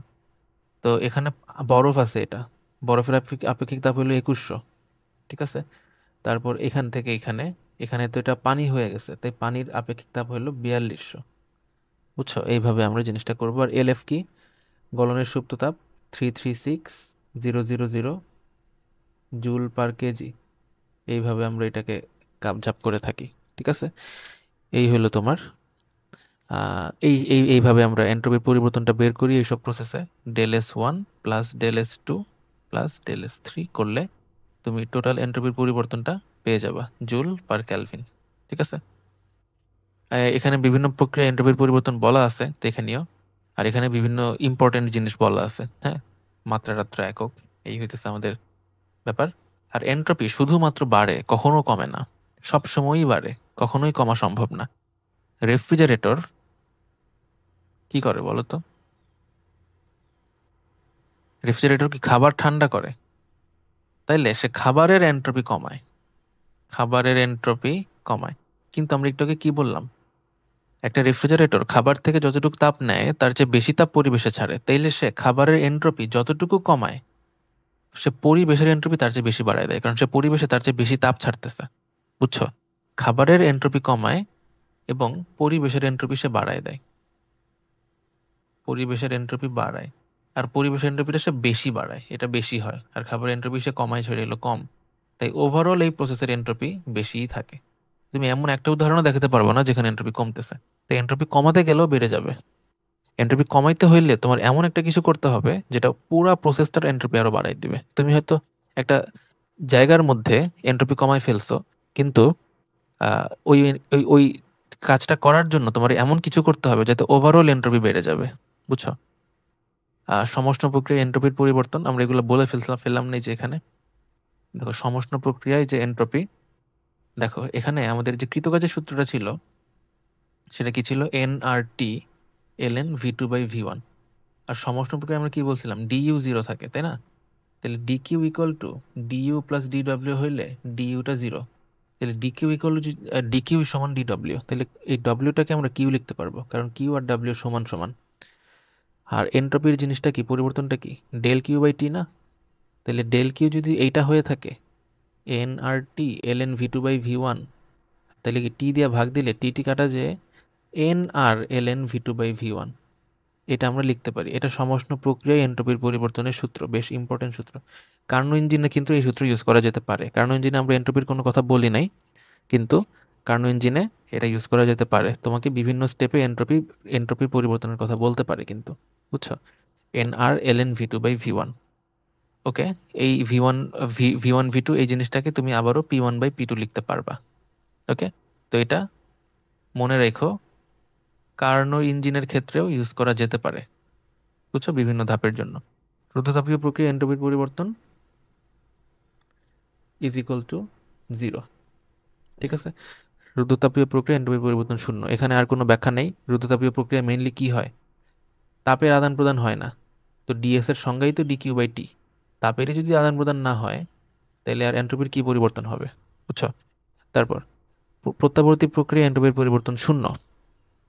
এখন প্রত্যাবর্তী প্রক্রিয়ায় তুমি যদি এন্ট্রপির পরিবর্তন চাও 0, তো প্রত্যাবর্তী প্রক্রিয়া যেমন ইঞ্জিনের ক্ষেত্রে, বুঝছো, এটা আমরা ওইদিকে ব্যাখ্যা করতে নিয়েছিলাম, এটাকে আমরা এখানে ব্যাখ্যা করতেছি। দেখো, কার্নো ইঞ্জিনের ক্ষেত্রে, কার্নো ইঞ্জিন একটা প্রত্যাবর্তী ইঞ্জিন। এখানে তোমার এখানে Q1 পরিমাণ তাপ ঢুকে সিস্টেমে এবং Q2 পরিমাণ তাপ বের হয়ে যায়, বুঝছো? এবং এই প্রসেসের তাপমাত্রা কত থাকে, T1, এবং এই প্রসেসের তাপমাত্রা কত থাকে, T2। আর এই দুইটা প্রসেসে কিন্তু এন্ট্রপির পরিবর্তন 0, কারণ এই দুইটা রৌদ্রতাপীয় প্রক্রিয়া, বুঝছো? এই দুইটা প্রক্রিয়া এন্ট্রপির পরিবর্তন 0। তাহলে এন্ট্রপির পরিবর্তন শুধু আছে 1 থেকে 2 আর 3 থেকে 4। তাইলে এন্ট্রপির পরিবর্তন ডিএস, হ্যাঁ, 1 থেকে 2, তাহলে Q1/T1 হবে এটা, তাই না? Q1/T1, এই যে গৃহীত তাপ Q1 আর তাপমাত্রা T1। আর যদি তুমি 3 থেকে 4 বলো, 3 থেকে 4 এখানে যে এন্ট্রপির পরিবর্তন, এটা কিন্তু Q2/T2 হবে। আর বাকি দুইটা 0, ডিএস 2 থেকে 3 0, আর ডিএস 4 থেকে 1 0, কোনো এন্ট্রপির পরিবর্তন নাই। তাই তুমি যদি টোটাল এন্ট্রপির পরিবর্তন চাও, তোমার এই সবগুলা যোগ করতে হবে। তাহলে Q1/T1 plus 0 plus Q2/T2 plus 0। ঠিক আছে? ও আচ্ছা, একটা ভুল করে ফেলছি। এই Q2টা বর্জন করে তাপ, বুঝছো? তাই এটা কিন্তু নেগেটিভ হবে, বুঝছো? এটা নেগেটিভ হবে। তো এটা যদি নেগেটিভ হয়, এটা, তাহলে জিনিসটা এরকম আসতেছে। এখন কার্নো ইঞ্জিনের ক্ষেত্রে বা প্রত্যাবর্তী ইঞ্জিনের ক্ষেত্রে Q1/T1 ইকুয়াল টু কি, Q2/T2 না? তাই এই দুইটা কাটা যাবে এবং টোটাল জিনিসটা 0 আসবে। এইভাবে আমরা প্রত্যাবর্তী প্রক্রিয়া এন্ট্রপির পরিবর্তন 0 ব্যাখ্যা করতে পারি। এবং এই জিনিসটা কিন্তু তোমার পরীক্ষাতে আসে সিকিউতে, যে দেখাও যে এটি একটি প্রত্যাবর্তী ইঞ্জিন। তো প্রত্যাবর্তী ইঞ্জিন প্রমাণ করার জন্য তোমাকে এইটা প্রমাণ করতে হবে, এইটা হইলে প্রত্যাবর্তী ইঞ্জিন হবে, এইটা হইলে প্রত্যাবর্তী ইঞ্জিন হবে। সেকেন্ড কথা, তুমি যদি এটা দেখাও তারপর এটাও দেখাও, তাইলেও হবে, বুঝছো? প্রত্যাবর্তী ইঞ্জিনে প্রত্যাবর্তী প্রক্রিয়া এন্ট্রপির পরিবর্তন 0, এটা একটা উপায়। আর আরেকটা হইতেছে এই যে এইভাবে দেখানো যায় যে দুইটা সমান। আর অপ্রত্যাবর্তী প্রক্রিয়ায় কিন্তু এন্ট্রপি বাড়ে। আমরা যাইতেছি আমাদের অনুধাবনমূলক প্রশ্নতে। সম-আয়তন প্রক্রিয়ার কৃতকাজ শূন্য কেন? সম-আয়তন প্রক্রিয়ায় ডিভি 0 থাকে, হ্যাঁ। তো ডিডব্লিউ ইকুয়াল টু কি, তোমার পি ডিভি 0। ওকে, আচ্ছা, এখন ব্যাপার কি, যে সমষ্ণ প্রক্রিয়ায় কি বলে, সম-আয়তন প্রক্রিয়ায় যেহেতু গ্যাস প্রসারিত হয় না, সংকুচিত হয় না, তাই কাজ শূন্য হয়। এটা হচ্ছে মেইন কারণ। ওকে, রুদ্ধতাপীয় প্রসারণে সিস্টেম শীতল হয়, এটা আমরা অলরেডি বলে ফেলছি কিন্তু ওইদিকে। ওকে, আমরা এটা ভিডিও অলরেডি বড় হয়ে যেতেছে, তো আমরা এগুলো এখানে আর রিপিট করব না, ছোট্ট করে বলতেছি। রুদ্ধতাপীয় প্রসারণ, রুদ্ধতাপীয় প্রসারণে রুদ্ধতাপীয় প্রক্রিয়ায় ডিকিউ 0 থাকে। DQ 0, DQ DU DW. DQ 0 হইলে ডিইউ হবে মাইনাস ডিডব্লিউ। প্রসারণ মানে হলো ডিডব্লিউ পজিটিভ, প্রসারণ মানে ডিডব্লিউ পজিটিভ। ডিডব্লিউ যদি পজিটিভ হয়, তাহলে কিন্তু ডিইউ মাইনাস হবে, এই যে সিস্টেম শীতল হবে। ওকে, এগুলো আমরা ওই দিকে অলরেডি ব্যাখ্যা করে ফেলছি।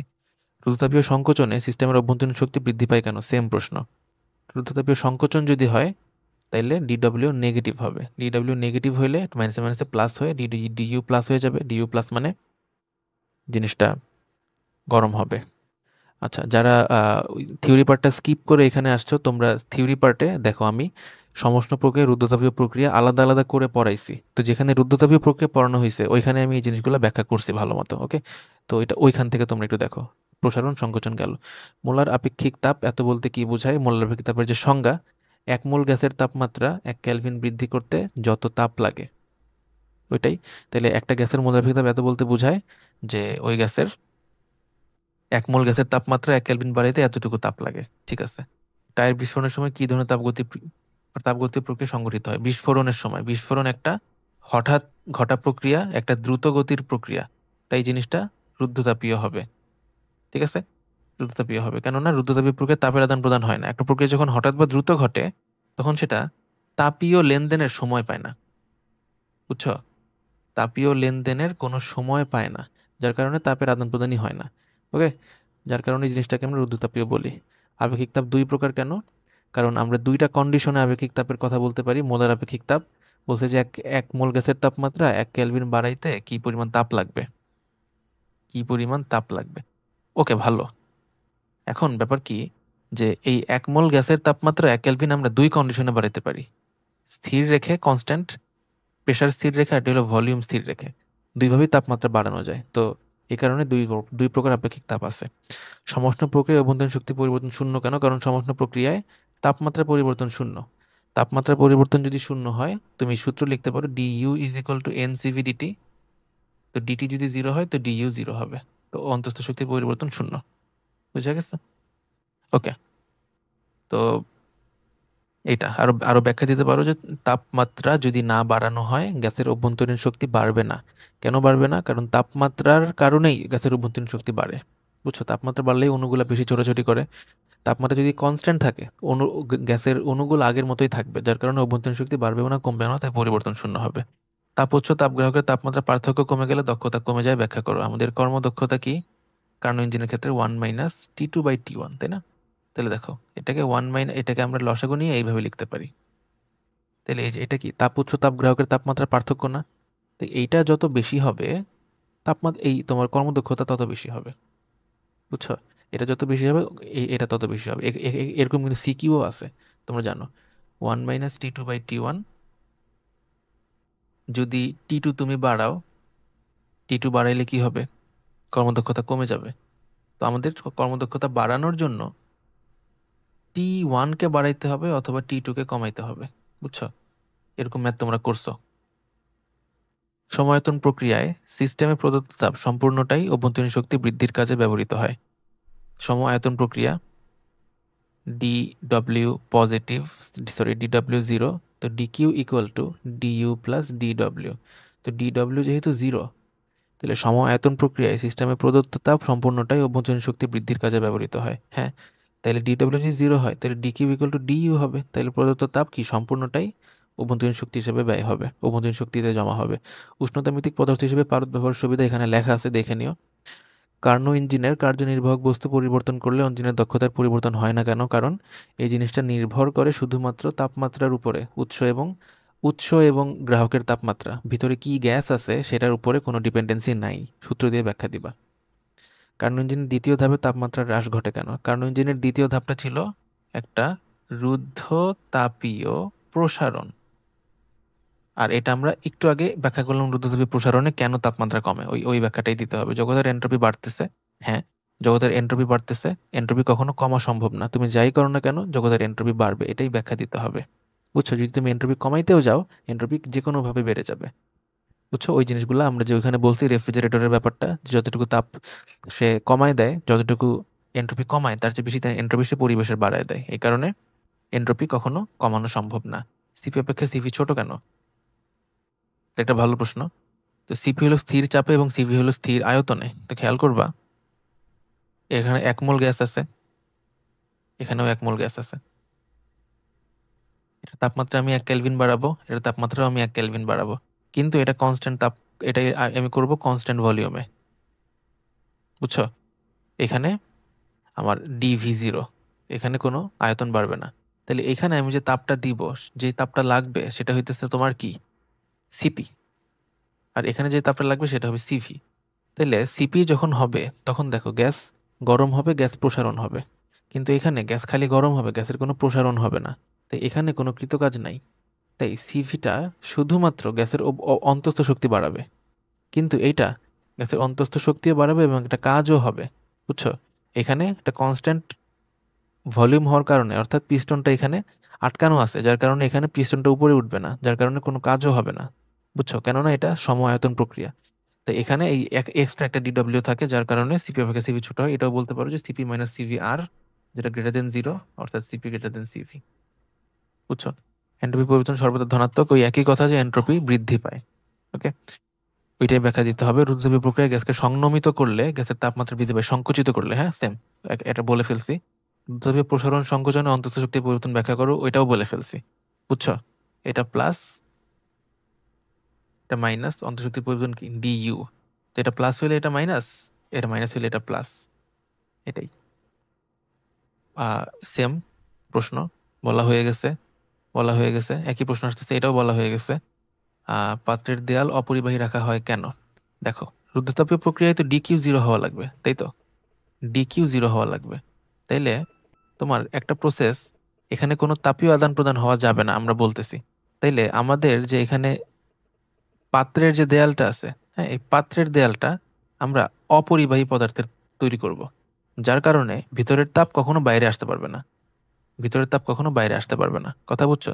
এর ফলে এখানে তাপীয় কোনো আদান প্রদান হবে না, তাপ আদান প্রদান হবে না, বাইরে থেকে তাপ ভিতরে যাবে না এবং ভিতর থেকে তাপও বাইরে আসবে না। বুঝছো? এই হলো রুদ্রতাপীয় প্রক্রিয়ায় কেন দেয়াল অপরিবাহী রাখা হয়। জগতের তাপীয় মৃত্যু বলতে কি বুঝো? জগতের তাপীয় মৃত্যু বলতে বোঝায় তাপীয় সাম্যাবস্থা। এটা আসলে thermodynamics, dynamics point of view থেকে তাপীয় মৃত্যু, যে যখন এন্ট্রপি বাড়তে বাড়তে বাড়তে বাড়তে বাড়তে বাড়তে একটা ম্যাক্সিমাম পর্যায়ে চলে যাবে, এন্ট্রপি বাড়তে বাড়তে এখন একটা ম্যাক্সিমাম পর্যায়ে চলে যাবে, তখন আর এন্ট্রপি বাড়বে না। এন্ট্রপি কেন বাড়বে? কোনো কিছু যখন, কোনো প্রসেস ঘটে, তখন কোনো তাপীয় আদান প্রদান ঘটে, যাই ঘটুক প্রকৃতিতে, তার সাথে তাপ রিলেটেড থাকে, তার সাথে এন্ট্রপি রিলেটেড থাকে। ওকে, তো যে কোনো কিছুই করো এন্ট্রপি বাড়তে থাকবে, এন্ট্রপি বাড়তে বাড়তে একটা ম্যাক্সিমাম পর্যায়ে যখন পৌঁছে যাবে, এন্ট্রপি আর বাড়তে পারবে না, তখন আর তাপীয় কোনো আদান প্রদান হবে না। মোট কথা, এখানে যখন জগতে হিট ট্রান্সফার শেষ হয়ে যাবে, হিট ট্রান্সফার যখন অফ হয়ে যাবে, বুঝছো, সবার তাপমাত্রা সমান হয়ে যাবে। জগতের সব কিছু আছে, যা কিছু আছে, সবার তাপমাত্রা সমান হয়ে যাবে। সবার তাপমাত্রা যখন সমান হয়ে যাবে, কোনো তাপীয় আদান প্রদান হবে না, তখন এন্ট্রপির কোনো পরিবর্তন হবে না, তখন আমাদের এন্ট্রপিটা ম্যাক্সিমাম পর্যায়ে পৌঁছে যাবে। তখন আমরা এটাকে বলতেছি জগতের তাপীয় মৃত্যু, অর্থাৎ কোনো তাপীয় আদান প্রদান হবে না, নো হিট ট্রান্সফার। ইঞ্জিনের দক্ষতা বৃদ্ধি করা যায় তাপ উৎসের তাপমাত্রা বাড়িয়ে আর তাপ গ্রাহকের তাপমাত্রা কমিয়ে, যে কোনো একটা অথবা দুইটাই। বুঝছো? যাতে আর কি এই দুটো ডিফারেন্সটা বাড়ে, এই দুটো ডিফারেন্স বাড়লেই তাপমাত্রা, এই তোমার ইঞ্জিনের দক্ষতা বাড়বে। তারপর এটাই আসো, তাপগতিবিদ্যার শূন্যতম সূত্র থেকে কিভাবে তাপমাত্রার ধারণা পাওয়া যায়। এটা আমরা একদম শুরুতে ব্যাখ্যা করছিলাম। শূন্যতম সূত্র, শূন্যতম সূত্রটা ছিল কি, দুইটা বস্তু যদি তাপীয় সাম্যাবস্থায় থাকে তাইলে, আর যদি 2-3 তাপীয় সাম্যাবস্থায় থাকে তাহলে 1-3 তাপীয় সাম্যাবস্থায় থাকবে। হ্যাঁ, তাপমাত্রার ধারণা এইভাবে পাওয়া যায় যে তাপীয় সাম্যাবস্থা মানেই তো তাপমাত্রা সমান থাকা। তাহলে কেউ যখন তাপীয় সাম্যাবস্থায় থাকতেছে তখন তাদের তাপমাত্রাটা সমান। এইভাবেই আমরা এখান থেকে তাপমাত্রার ধারণা পাই। তাপীয় মৃত্যুর কারণ তাপীয় সাম্যাবস্থা, হ্যাঁ এই যে বললাম তো, সবার তাপমাত্রা সমান। তাহলে এখানে কোনো তাপীয় আদান প্রদান হবে না, তো সবাই তাপীয় সাম্যাবস্থাতে আছে। ওকে, সবাই তাপীয় সাম্যাবস্থাতে আছে, যার জন্য কোনো তাপীয় আদান প্রদান হবে না। স্বাভাবিক নিয়মে সংঘটিত সকল প্রক্রিয়া অপ্রত্যাবর্তী প্রক্রিয়া, অবশ্যই অপ্রত্যাবর্তী প্রক্রিয়া। কোনো প্রক্রিয়ায় সম্পূর্ণরূপে প্রত্যাবর্তী করা যায় না। বুঝছো? কোনো প্রক্রিয়া আমরা সম্পূর্ণরূপে প্রত্যাবর্তন করতে পারবো না।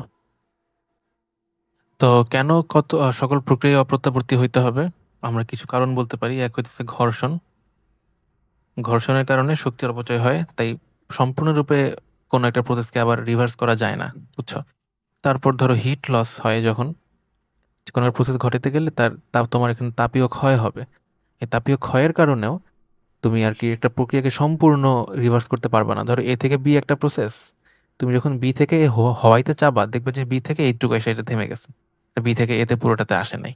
ওকে, তারপর হচ্ছে তোমার এই জিনিসগুলো, তারপরে যে এন্ট্রপি বাড়ে, এইসব কারণে কোনো একটা প্রক্রিয়া সম্পূর্ণরূপে অপ্রত্যাবর্তী হতে পারে না, প্রত্যাবর্তী হতে পারে না। ওকে, পিভি লেখচিত্রের ক্ষেত্রফল এরিয়া নির্দেশ করে। এটা তুমি এইভাবে আরেকটু একটা হাই লেভেল ব্যাখ্যা দিতে পারো, ইন্টিগ্রেশনের ব্যাখ্যাটা, সেটা হচ্ছে এটা পি, এটা ভি, এই হলো তোমার গ্রাফ। তো তুমি বলবা যে তুমি এখান থেকে একটা ক্ষুদ্র ক্ষেত্রফল কেটে নিবা, এটা ভি1, এটা ভি2, এই অংশটুকুর ক্ষেত্রফল হবে পি ডিভি, কারণ এইটুকু তুমি ডিভি কাটছো, তো এখানের চাপ পি, এখানে এটা হলো ডিভি, মানে একটা আয়তক্ষেত্র আর কি, বুঝছো?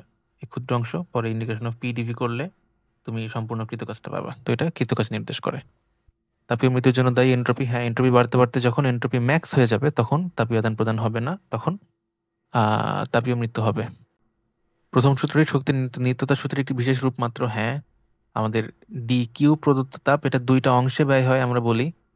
এই যে দুইটা অংশে যে ব্যয় হইল, এটা কি পরে আমরা বলতেছি যে এই দুইটার যোগফল এটা সমান। এটা তাপ গতিবিদ্যা, এটা তোমার তাপ গতিবিদ্যার প্রথম সূত্রটা শক্তির নিত্যতা সূত্রেরই একটা রূপ। ওকে, এবং রুদ্রতাপীয় প্রক্রিয়া এন্ট্রপি স্থির থাকে, আমরা অলরেডি বলে ফেলছি ডি কিউ জিরো ওই হিসাবে। আমরা অলমোস্ট শেষের দিকে চলে আসছি। সমাসন প্রক্রিয়া D Q equal to DW কেন? সমাসন প্রক্রিয়াতে ডি ইউ জিরো, যার কারণে D Q equal to DW হয়। পিভি লেখচিত্রে রুদ্রতাপীয় রেখাকে সম এন্ট্রপি রেখা বলা হয় কেন? এটাকে আইসেন্ট্রপিক বলে ইংরেজিতে, খেয়াল রেখো, আইসেন্ট্রপিক, কারণ রুদ্রতাপীয় প্রক্রিয়াতে এন্ট্রপি জিরো থাকে। ওই একই প্রশ্ন, D Q zero D S zero. Okay, কর্মদক্ষতা রেফ্রিজারেটরের কার্য সম্পাদন গুণাঙ্কের মধ্যে পার্থক্য কি? কর্মদক্ষতা একের চেয়ে ছোট হয় সবসময়। একের চেয়ে ছোট বলতে পার্সেন্ট ছাড়া যে সংখ্যাটা আর কি, 1-T2/T1, জাস্ট এই নাম্বারটার কথা বলতেছি। আর এইটা একের চেয়ে বড় হয়, সিওপি একের চেয়ে বড় হয়, বুঝছো?